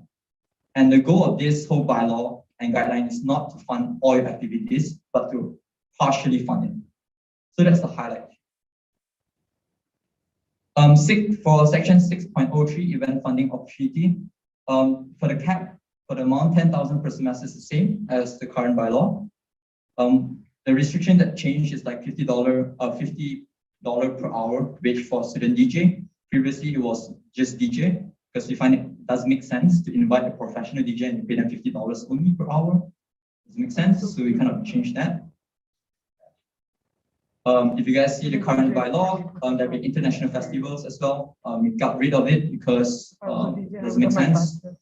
It was the assumption is that previously the international festival was specifically for those international big festivals, but we do not want to generalize it because, for example, we want to have other, like for example, Diwali night, Chinese New Year, those kind of different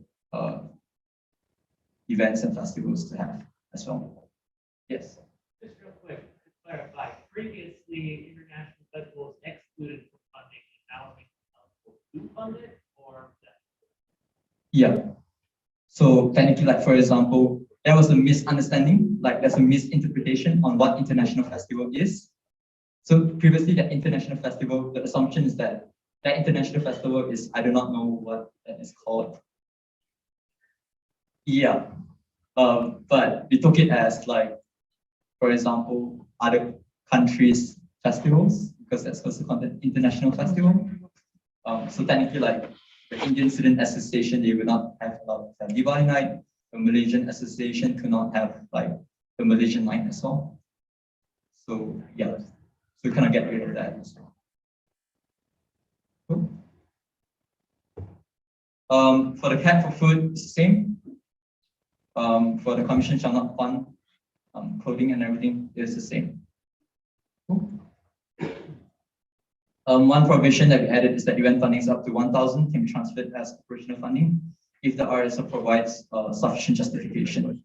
So what that does is that, for example, like some RSOs will not have event, so technically will allow them to channel that funding to operation. Yes. Is that going to be transferred $1,000 per semester, or per year? For that $1,000 from operational funding is per semester. Cool. Questions, thoughts, concerns? Do it now. Can you propose for amendments right now, or do you have to wait a little bit? You have to wait until after he finishes presenting and then we'll go to questions, and then in the discussion period, you are eligible to make those. Awesome, thanks. 6.04 operational funding opportunity. Previously is 1,000 per year. We changed it to 1,000 per semester. Others pretty much the same. Conference funding. Previously it was 1,000 a year. Now it's 5,000 per academic year. Just now we had a quite intense debate on why is it 5,000. Does anyone wants to know why it's 5,000? Anyways, okay, so previously, in the previous joint session, I kind of like showed most of you on this current bylaws, this bylaw that I'm holding right now, and was stated as $10,000. So why it was marked down is because there were concerns by stakeholders and saying that like it's not fair for like, how do I phrase it as properly as possible? So for example, we are funded by staff funding. So about like 5 associations, 5 have direct access to the staff funding. So what staff funding is that your student assessment fund. So technically like whenever you have a semester, you do need to pay that fund to this student assessment fund. So that thing is to fund all your activities on campus. So the justification is that to mark it up to 10,000, it's not fair for students. Like for example, you get that pool of fund just for specific like 10 or 20 students, and it doesn't benefit the whole campus. So to mark it up 10,000 is a bit too much, so we bring it down to 5,000. This is just a nice amount. But definitely the finance committee, they have like different boards, opinion about it. Totally cool. We'll share it out. You guys can even, any RSOs who are really interested, like saying that the conference funding has to be go up higher, do tell me your RSO, why your RSO would need more extra funding for conference funding, and how many how many members do we have. So that provides a justification on why we should ramp it up even higher. Is that good? Cool. And we kind of like make it more documentation for conference funding. So technically we will require official conference letter and a letter of recommendation by a faculty or advisor. So, yes.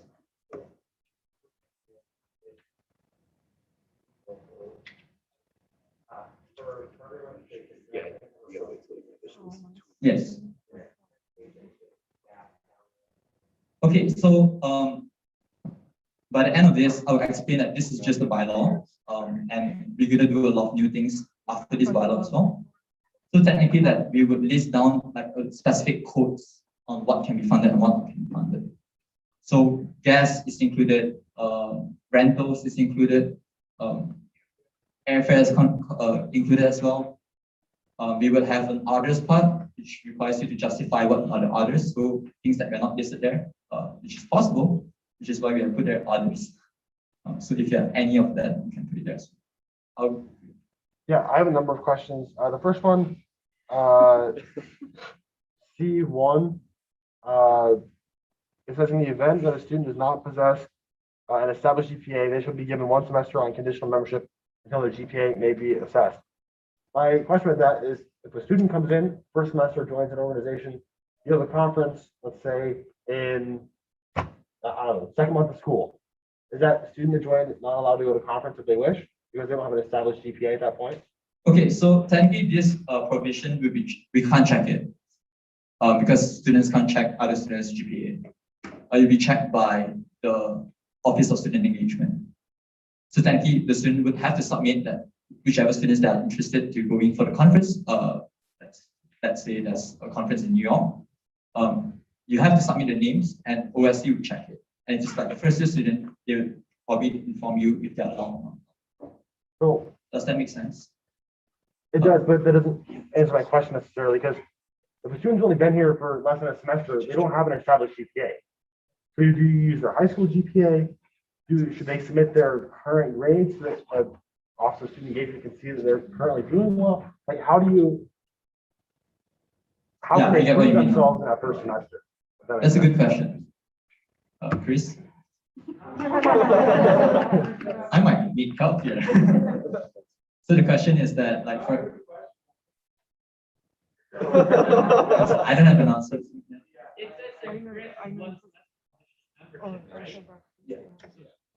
Technically, like, yeah, that's my point, is that if they are here for a semester, then they would just base on that semester's result. But if the conference is the second month of school, that semester hasn't been completed. Right. Oh, that's a conditional. Okay, it's conditional semester. Yeah. Okay, sorry, my bad. I got it. I did. Thank you. Two lines down from that. I'm going to interject real quick. It is 6:25. I do not want us to go over without having a motion to exhaust the agenda. I'm just going to call a point of order on that one, because our meetings have to end at 6:30 unless it's extended. Is there a motion to exhaust the agenda, which means we will finish approving the allocation bylaws, go through the end of semester manager report, which will take literally less than 3 minutes, and December birthdays? Is there a motion to exhaust the agenda? I have a question. Do we still have quorum? I know a couple people left. Yes. Once you have quorum is set for the meeting. For Robert's rules. So is there a motion? Motion, is there a second? Second. Is there consent? Consent, we call any opposition. Hearing and seeing none, motion passes.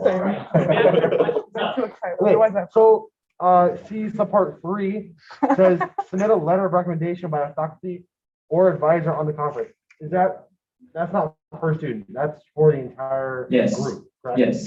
Okay. That's all I have for now. I mean, if you want to go per student, you can. So. No. No. I don't think any professor's gonna do that. Yeah.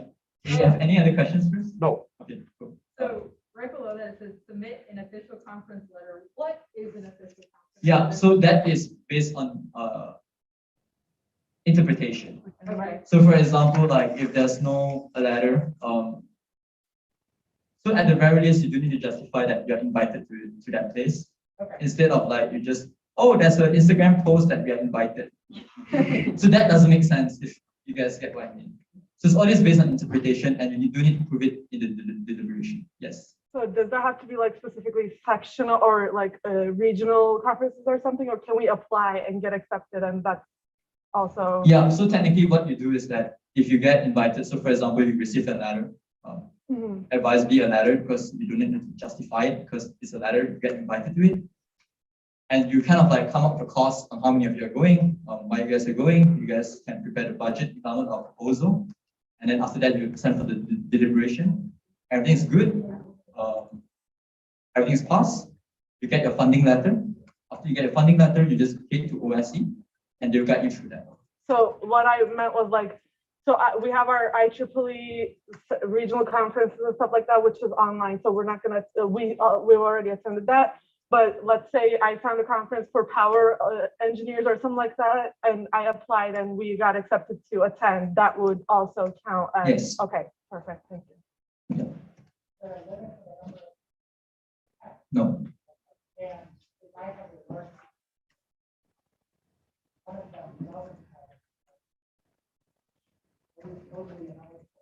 No, only the student. To elaborate on that, that student can still attend the conference, but allocation won't fund that student. Yeah.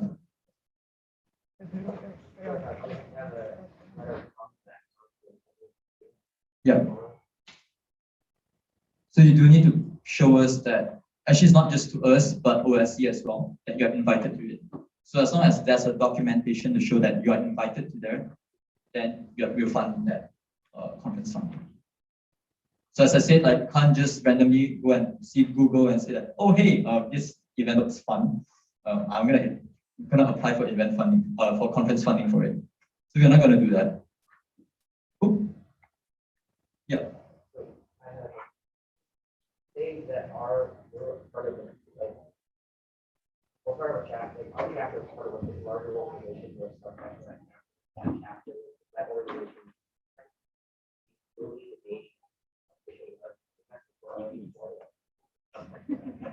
So firstly, you need to be an RSO. So technically, as an RSO, you would, for example, you have like a bigger chapter. Yeah. So technically, you apply as an RSO.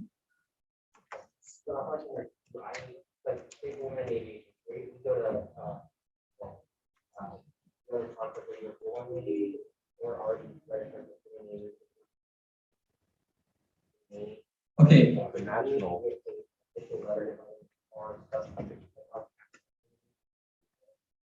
You do need to provide some justification. So like if the president can say that, yeah, this is part of us and they would, they are part of us and they're invited to it, then it's also like,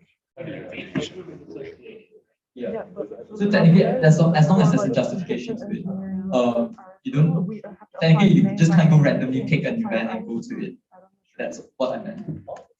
Yes. Going back to my old question, so some conferences in my area of study, they don't really take in like RSO applications, so we have to apply, like if we're taking 5 people, we have to apply per person from the school. Can we get all those papers and bring them in as those people are going to be going for our RSO? That's a good question. Yes.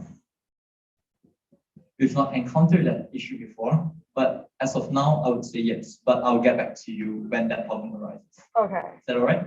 I mean, it may arise with me because we're probably gonna be doing something like that next semester. Sure. So I'm just making sure. Yeah. Okay. I'll get back to you after this. Okay, thank you. After this. Questions, thoughts, concerns? We can move on to the next one. Operational funding, same thing, pretty much the same. No issues with that. My bad. Startup funding. So this is something new that we have not we just recently introduced. So just the one-off $300. You do not need to attend a deliberation to get that money. Why is that? You just want to get an equal playing field. Because a lot of RSOs actually just apply for first funding. They kind of like spend too much money out of their own pocket, and like instead they're struggling, especially during COVID times. So we kind of felt that $300 is just the right amount for them to just start up their own RSO.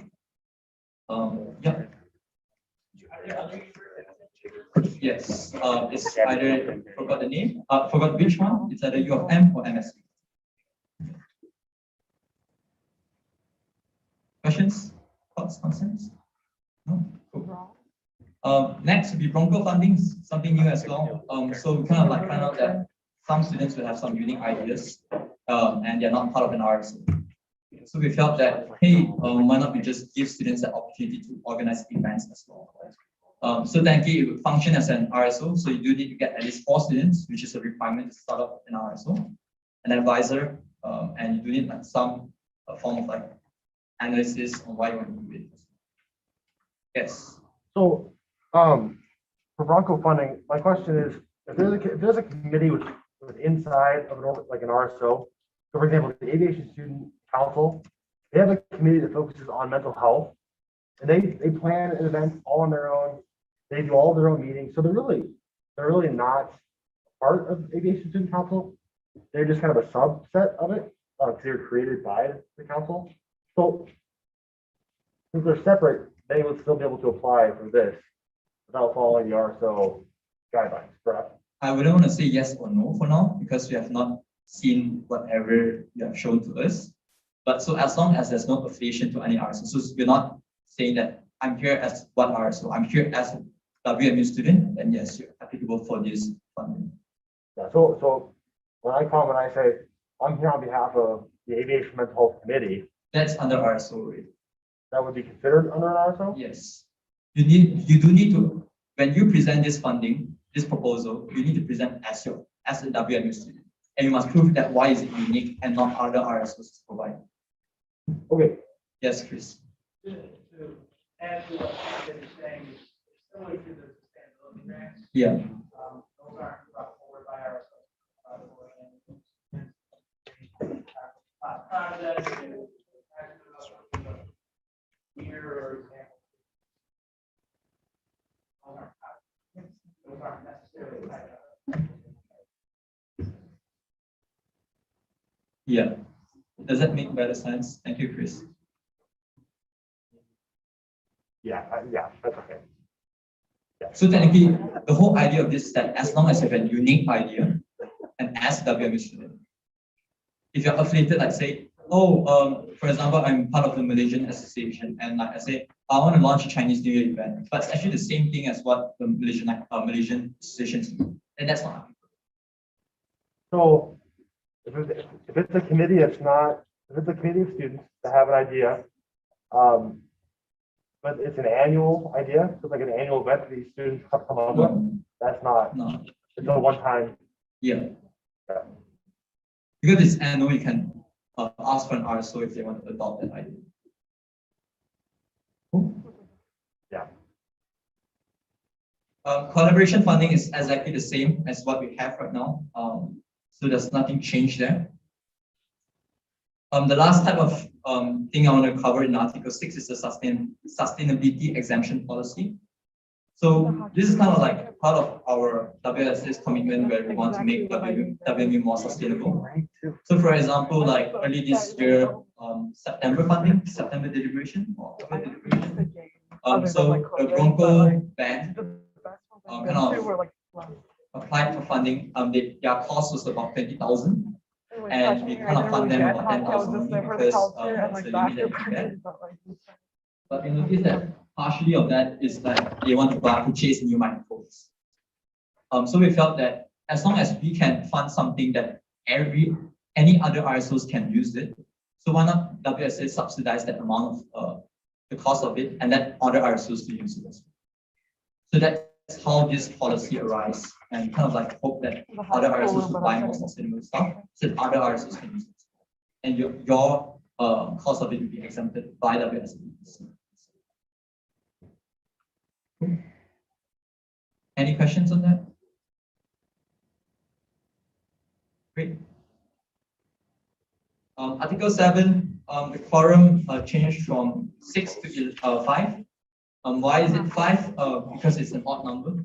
Previously, it's 6 number, and the allocations chair would have 2 votes.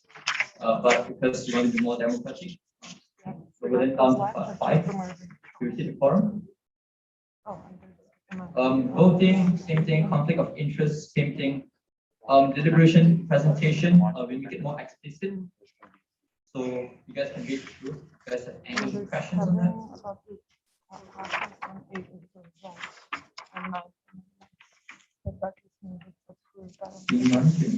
7.05, post deliberation duties of the RSO.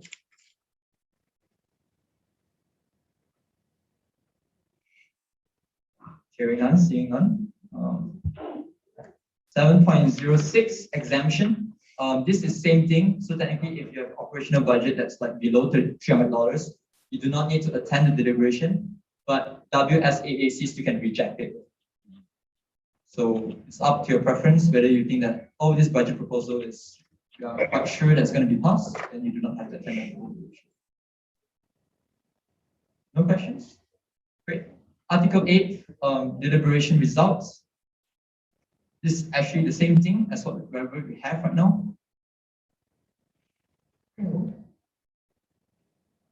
Appeals, same thing that we have right now, same thing. We did not change anything. Advertising and promotion, previously we requires RSOs to print the stuff from their source, but the source is closed.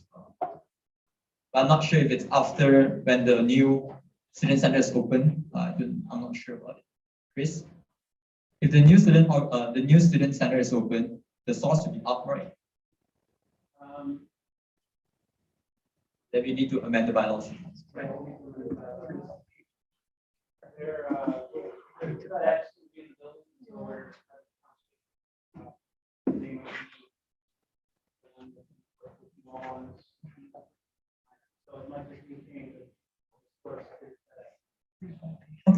Thank you.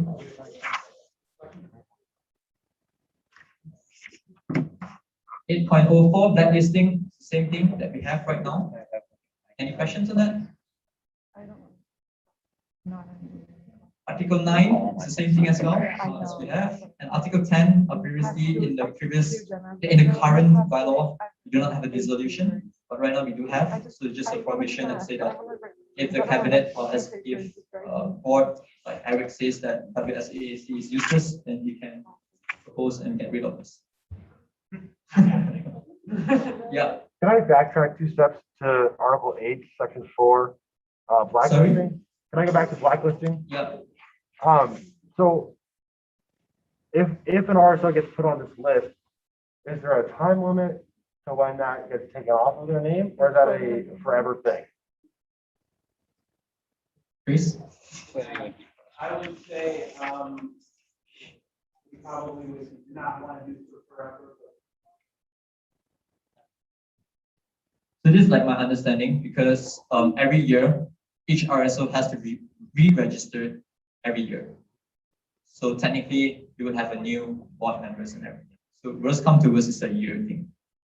So if like you kind of like, I know, you violate some policy like beating up someone that you beat on campus, I'm just giving an example. Then your RSO got suspended, and then you need to renew all your new members. And yes, I'll go with you first. So I think that if this does happen, I think RSOs should have the ability to then meet and refute the blacklist as well, provide proof to why they should be blacklisted. So I don't know if that's just the general thing that should be assumed for this, or not. I like what you're saying, I think you're right, making assumptions.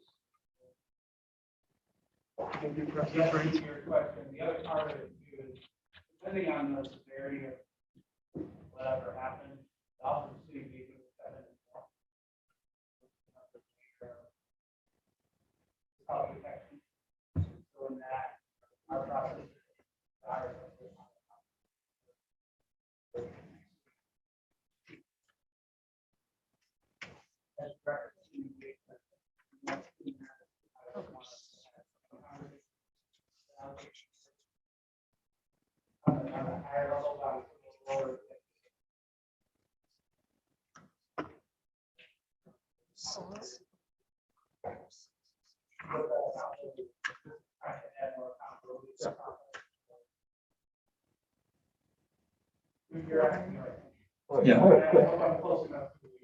Yeah, no, that's okay. Yeah, it's assumed to be a part of the process. Yeah, I think you're right.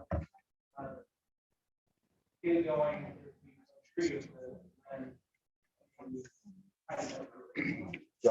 Thank you for that question. Yeah. If an RSO is blacklisted, do they fall under 8.02? Yeah, so that I think that's the same question that was asked. That applies. And then my other question was, is there anything to prevent an RSO who's been blacklisted to dissolve and then recreate themselves? They're not the same organization. Yeah, so that's the point that is being discussed just now. So technically, the only way is that you either wait a year, or now we are need to include a provision where there's an appeal provision to it, that if you're being blacklisted. But what if they don't win? They just like doesn't say like. They're just dissolved and then recreate ourselves and re-register before our year up. Is that acceptable? Meaning that you recreate a new RS. I just want to make sure it says first. That's under RS under OSC's jurisdiction. Yeah. Am I answering the correct? Yeah. Yeah. Because OSC is the one who approves if whether this RSO is able to establish or not. So this is pretty much the whole new bylaw. So if we do vote on this, it gets implemented and be effective on January 10th of January. So yeah. All right. Thank you. Are there any questions at the moment for them about the bylaws proposed as it is? Can we make amendments? Oh, yeah. Okay. That's all I'm here for. Questions? Are there any questions? We answered all questions.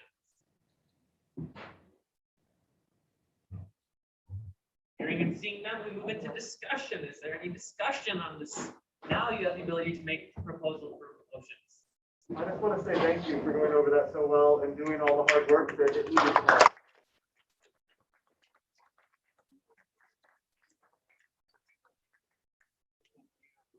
right, are there any discussion points or motions that one would like to make besides Matthew Pruitt at the moment? All right, Matt, it's all yours. There we go. All right, so just to give some background, the finance committee has. Hold on.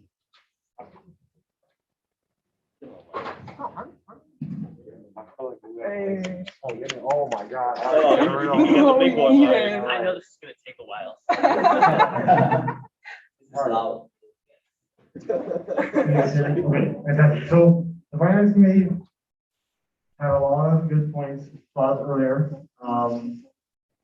If when it's leaving, don't leave, stay. So we brought up a lot of good points of things we want to change and amend to this. So I'm just gonna bring some discussion here to the table. Let people talk about it, and then we can amend it as we wish. The first thing that I wanted to bring up was conference funding. So with conference funding, currently set at $5,000 per RSO. A lot of us have mentioned that $5,000 does not seem to be a good amount, valid amount for students, because when you bring in travel, you bring in registration fees, bring in Airbnb, hotels, like $5,000 will only get you, maybe 5 students, 6 students, and for a lot of RSOs, especially like aviation RSOs, what I'm in, conferences are the one way that we get our students out there into the industry, to build connections, to grow, and to be prepared to get their first job. And as a niche organization, the American Association of Airport Executives, only focusing on airport management students, we don't really have enough people to utilize that event funding. So that $20,000 of event funding kind of is wasted for us. So we were hoping that we could maybe use that in a different area, for example, conference funding, for increasing that number. So that was kind of our first talk here. So with that, if anybody else wants to discuss it, we can. But I would make a motion or an amendment to the Constitution to increase that from $5,000 to $7,500. You are formally making a motion to increase the amount from 5,000 to 7,500. That is correct.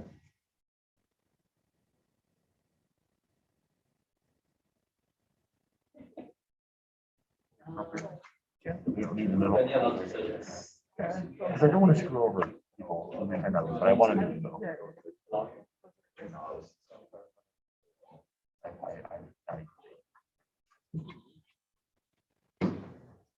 Because that one was nice, like, my students are supposed to pay $150 to go, right? They're students, they still have to work for it. It's not a handout, but it's cheap. That's the goal.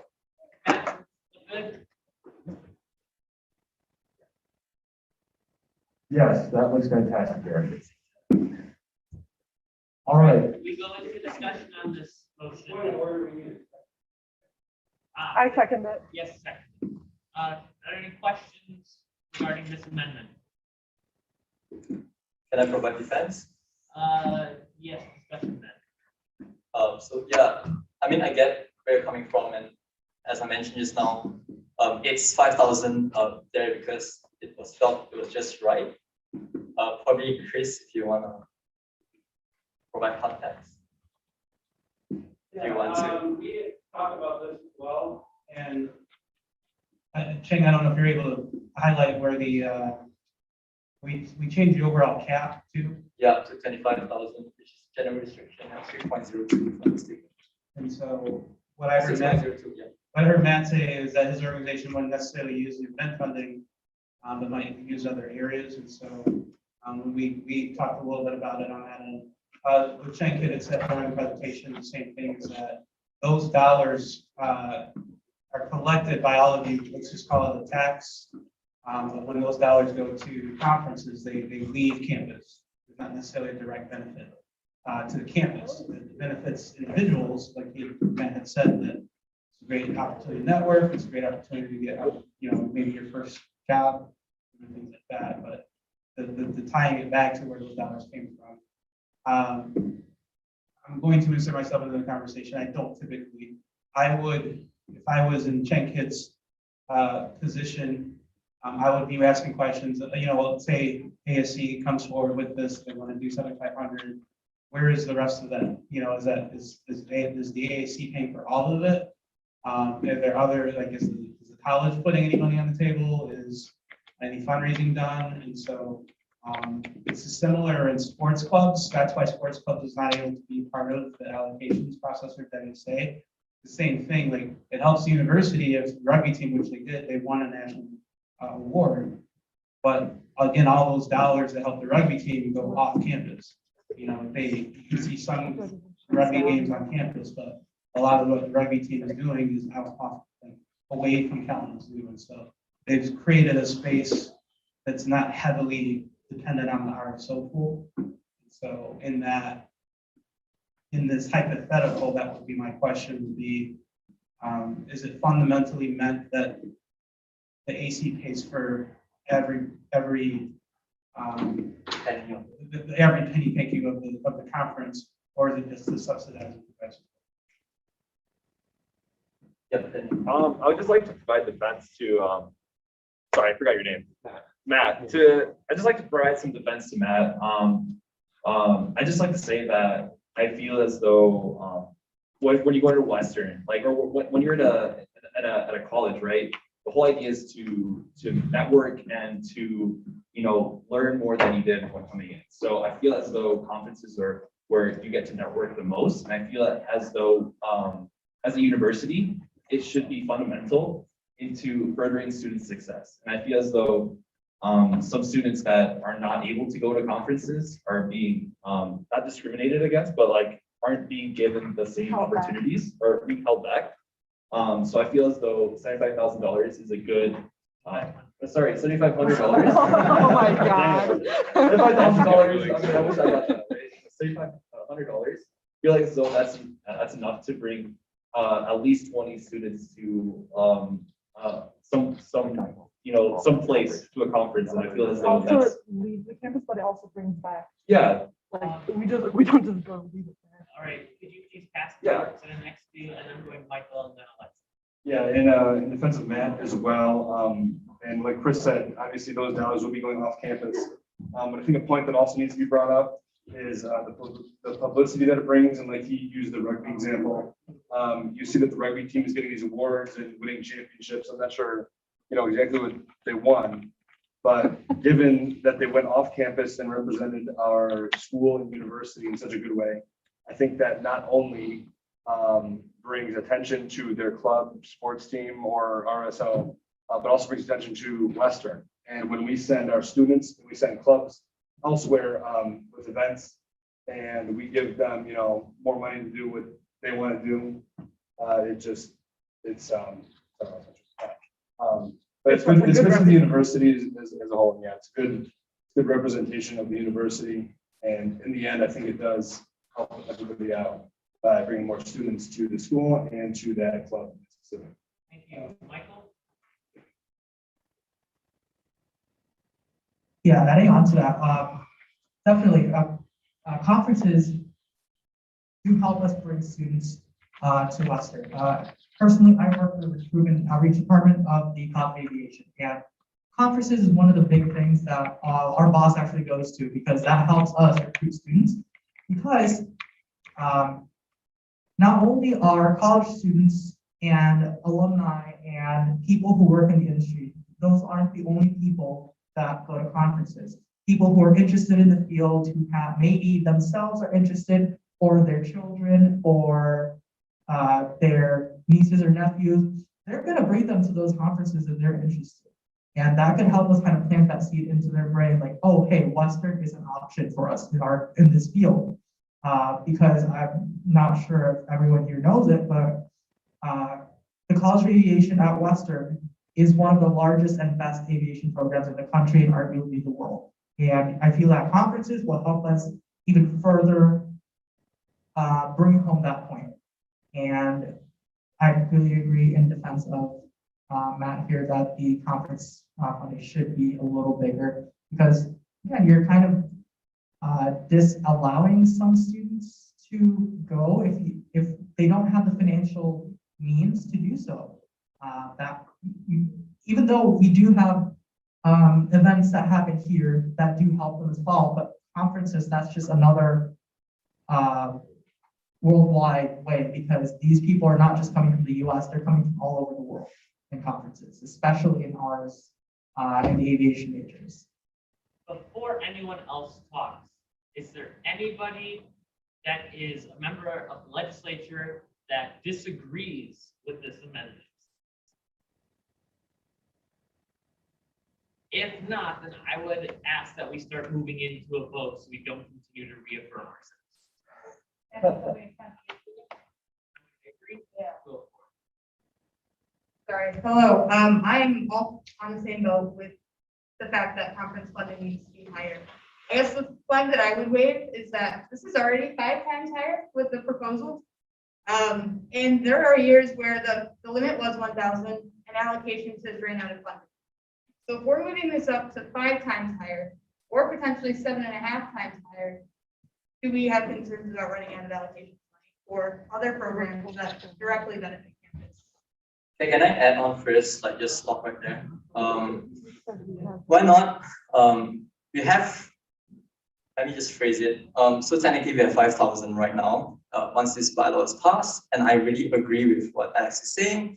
And I mentioned just now already, I was very much in favor to ramp it up to 10,000, if not 15,000. But right now we stick with 5,000, and what I would propose to everyone right now is that go back to your RSO, justify why you need that. In the meantime, during winter break, I would dig up all the past records on all how much everyone spends on conference funding, and we see the next amendment on January if it's applicable, and we amend on it again. I'm going to go to Chris, and then I'm going to say something, and then I'm closing discussions before moving. I have a point to Alexis though. We need to keep this moving. All right. Just want to go home. I get it. Yeah, I do. I think there's a lot of great discussion on it. I think it's really important. The point I would raise is you look across the room, like we're really low on the whole legislature being a part of the conversation. And so, as Chen Kid just said, it seems like there's a little bit of back and forth on this. Alexis explained the historical part of it. It has been increased quite a bit. 2,500 more, enough, not enough. I think we all need to probably do a little bit more research to see what that would look like in terms of, yeah, what we're trying to do. Are we just shooting at numbers just in the dark, or are we trying to just get as much as we can? What's the angle on that? So, it's not critical. I think it is a very good debate. So in that, though, my point as advisor is we look across the room, like a lot of us have left. There's a lot of money on the table. We're dealing about, in a good year pre-COVID, about $850,000 total. So there's a lot of money that's being discussed, and so I think we need to be mindful of. All right, thank you. I will just say something that I've been thinking about as this discussion's been going on. And for thought for everyone, is I'm not going to say I'm in favor of one way or another. I'm going to try to play down the middle as the chair.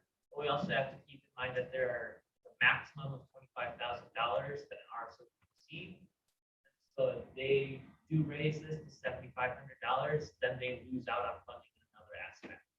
Like might be event funding or something else. So the cap is still in place, and that would limit potential drainage because they could still take $25,000 without raising this. $2,500. It doesn't matter. It's $25,000 total for us. So where it comes from, where it goes. With that being said, I'm sorry, I'm going to have to close discussion on this topic, on this motion. A motion was made. You have to vote on it. Are in favor of this motion passing just for the amendment to raise it to 7,500. Please stand on that side of the room. If you are in opposition of it, please stand on that side of the room. Only legislators can vote.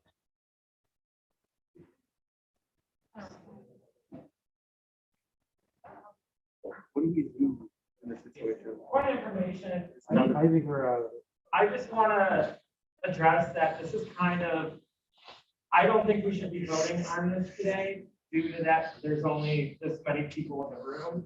And we're voting on over $550,000. Point of order, this is not a point of. Sorry. Like, we don't even have, we have one senator. Oh, you're also eligible to vote, you know that, right? Yeah. That's what I'm saying. Oh, you're counting as a yes? This is just. This is just. Sorry, I'm cutting away. This amendment, why should we vote on that? I was typing. Dakota, would you like to abstain? Okay. Yeah. Are you in favor or are you Huh? against? I want to go. I mean, I can't go. I'm not in the house anymore. Yeah, but you can go. You can go. Oh, I can leave. Oh, yeah. Yeah, but I feel bad. I want to say bye to everyone. That's So my this last amendment amendment. passes. I would like to ask if there is a motion to table the bylaws until January 8th. Oh. Don't do that. No. No! Hold on. I need a motion to table it until January. Well, that means, 19th. but that means that the 19th. conference, or that means the budget cannot, you can't ask for $1,000 next semester. Well, Table it. that's not necessarily, this could still change before the January deliberation. Oh, it's still going to effect? Yeah. As long as it happens before the January. Second. There's been a motion to table the bylaws, the WSA Allocation Commission bylaws until January 19th. It has been seconded. This does not deal with money because we're not voting on the allocations bylaws as an entity, just discussion on them. So I will allow consent. Their consent. I know, I don't know each other, but. Consent means we're going to put this I on. really appreciate everything. Tabling means we're not going to discuss this again No, tonight. not at all. Effectively, we have to be on the semester financial report. Allocations bylaws will be brought up again on January 19th. Consensus. Opposition. Opposition. This goes into a vote. If you are in favor of tabling and not talking about the allocation bylaws again until January 19th, please stand on that side of the room. If you want to keep talking about them tonight, please stand on this side of the room. Really? Okay. Yeah, but she voted about the collection. I have to. Where's the legitimacy? Alex, with all due respect, I'm reminding you that you are a member of the executive branch on the House and Senate. Please respectfully express them quietly. You do not have the floor. 1, 2, 3. 1, 2, 3, 4, 5, 6, 7, 8, 9, 10, I think. What? Thank you. All right, that motion has been rejected. We continue in discussion on the allocations bylaws. I gotta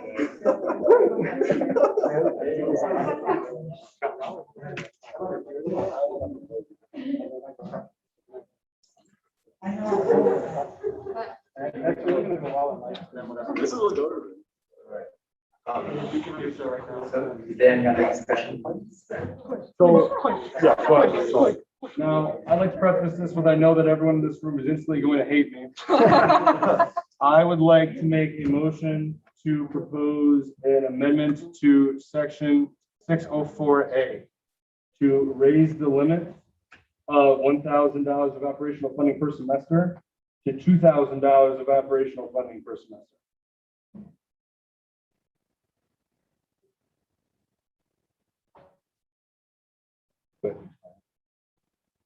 Can I propose If you something? wanted to. I'm not a. Technically, no. Can I suggest something? We must go into this motion first, and then you can. So are there questions on this motion? Are there discussion points on this motion? We had a question. Oh, we have a question? Yes, so as we were saying, and it was kind of piggybacking off of what Matt said, was my RSO, type of RSO that doesn't really hold events. And I would not ever argue the 25,000 cap. Thank you. The $25,000 is enough. Get close. Check. Flip it up. So you don't there you go. Check. Nope. Oh, There we go. there you go. Thank you. No, I would not ever oppose the $25,000 cap. I definitely agree with what Alexis said. By no means do we ever want to exhaust the funding. I just think it should be fair, depending on what each RSO needs and wants, for every RSO to be able to enrich their members in the way that they need to do so. So my RSO, of course, does not throw events. We will not need that $20,000 per year of event funding. We pretty much live just on operational funding. So I would be arguing to increase that to better enrich the members of my RSO and other RSOs that are not big enough or are just not the type to throw events and mainly only need operational funding. And if that obviously, like what Alexis said and what Vice President said, to obviously if that has to cut into event funding or conference funding or whatever else to avoid going over that $25,000 cap, I'd totally be okay with that. That's absolutely fair. Is there any other questions? Questions? You can see now moving to discussion points on this. I have to point out that event funding can be transferred, like $1,000 already can be transferred. Yes. So like that would make it so they're eligible for 3,000. so triple what like. Yeah, so technically, I would suggest not to amend the operational funding, mainly because, as I mentioned during the finance committee discussion, that technically most of the RSOs, like majority RSO, has like less than 7 members. Your RSO might have 20, 30, but most of the RSOs would have like just like 5 or even 6, 7 students. So the idea is that we would allow you to get the funding from event funding. So this is not a conference fund. So technically, you can actually channel all the $10,000 up to it as well. So I did read that and I do appreciate that. And I think that was a great addition to put in there. So again, I appreciate that. My proposal would be for in addition to that event funding. So just for the figure, it was $500 per semester, right, or $1,000 for the year. It was 1,000. Okay, I guess my concern is that now it's going to be, yeah, up to 4,000, is that right? No, it's up to 3,000. 4,000 because you. So 4,000. So if the amendment is passed, it'd be 4,000 per year. Which 4,000 they would top up to. I have concerns about raising it by so much of a percentage. Like I know there's a $25,000. Yeah, I do agree with that because you would already have a provision to top up to that to 11,000 per semester. For a second, I'm going to transfer the floor to Matt for raising his hand for education.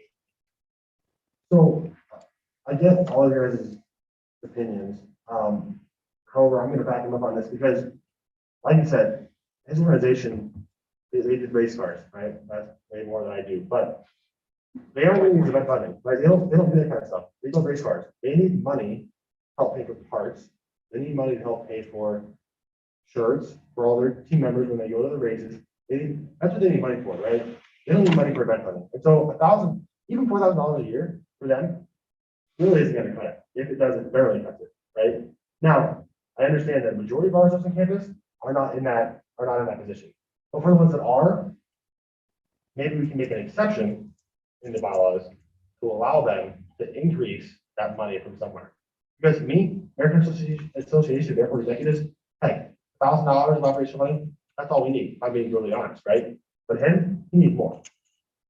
All right, you go to the representative and then we close discussion. Kind of on top of what he said, I'm also I'm an engineering RSL, myself, or representative from an engineering RSL.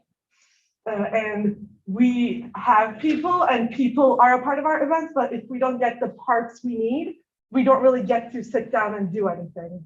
Everything we do depends on the parts we're able to get because we don't really like executives or anyone else. It's not like I don't know what it's like social thing. It's more of a technical RSL. So any type of parts we need to get for even 10 people is a lot of money. And that's basically our operation. We don't have specific events for like the general public. Can I do a quick remark? Very quick. All right. So I was just saying, like with these increases, this is just would put more, or not more pressure. It would just really give the allocations more of a say of what really does get passed, how much does of the budget gets passed. So I feel like this is more where the allocations commission really comes into play to balance the money, make sure that it all goes to the right place. And Chris or Chen, whoever, point of clarification, I guess. The allocations commission can decide to fund a proposal in part. They do not have to fund it in whole or not at all, correct? Yes. Thank you. All right, with that being said, this does contain money. So if you're in favor of increasing the operational funding from $1,000 to $2,000 per semester to an RSO, please stand to that side of the room. If you are in opposition, please stand on this side of the room. Point of information, what does this mean for me? I'm just, I'm lost now with everything that's going on. So what's gonna happen is right now we have that $25,000 with this money right here. That's the cap that they can get. This is just gonna increase that cap. Nope, the cap stays the same. It's just reallocating where money can go. No, it's just where the money's going. In operational funding, you can request up to 2,000 per semester. Oh. The cap will stay the same. So we're not increasing any of the cap. We're just saying, yeah. Yeah, I'm all right here. I was gonna stay and hang out, but it feels like this is gonna be. Thank you for all that you do. All right, thank you so much. So I will 1, 2, talk to you guys 3, soon. 4, 5, And 6, Tristan, I'll do it. I'll do it. 4, 7 to 4 to 1. This motion has been approved.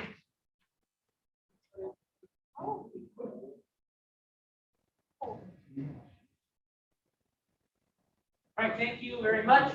With that being said, I am using my power as the chair to end discussion on the allocation bylaws due to the fact that we have less than 40% of our legislature here today at this present time.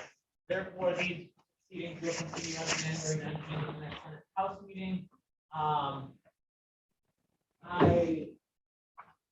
So it's not passed? It is not passed as of tonight. Ethically, this cannot continue. We have lost even more members since that motion was tabled.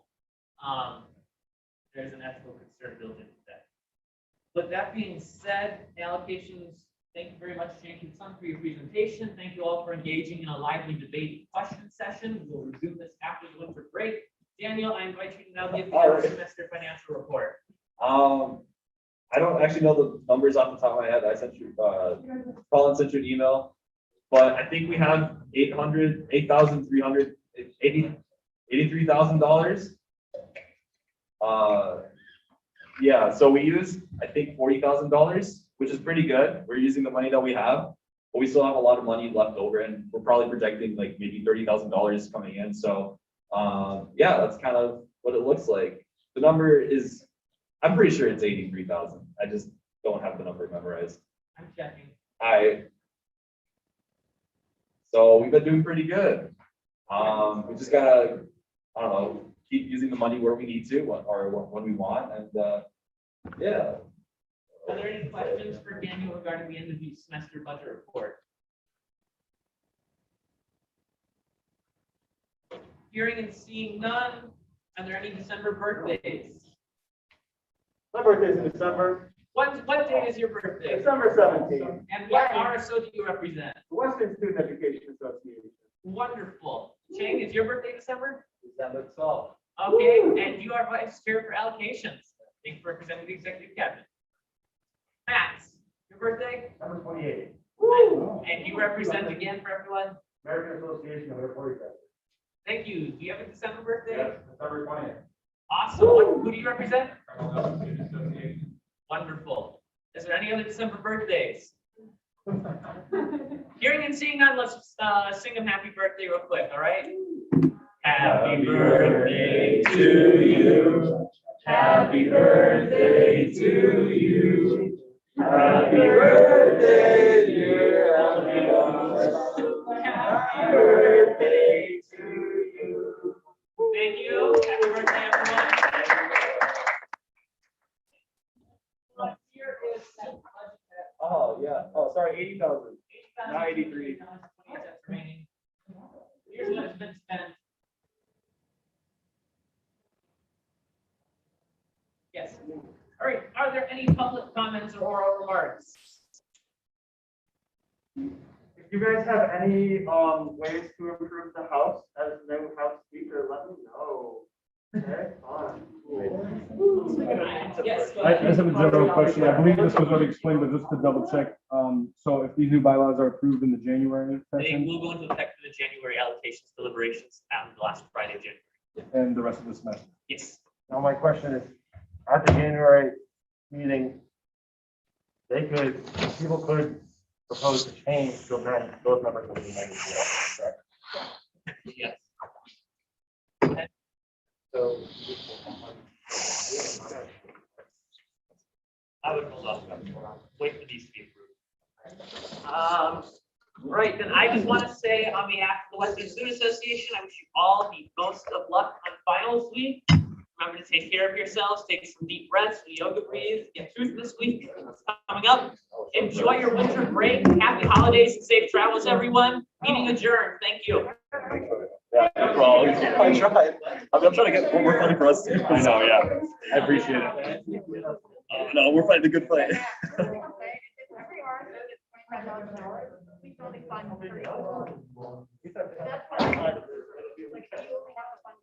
We are so within 25 now.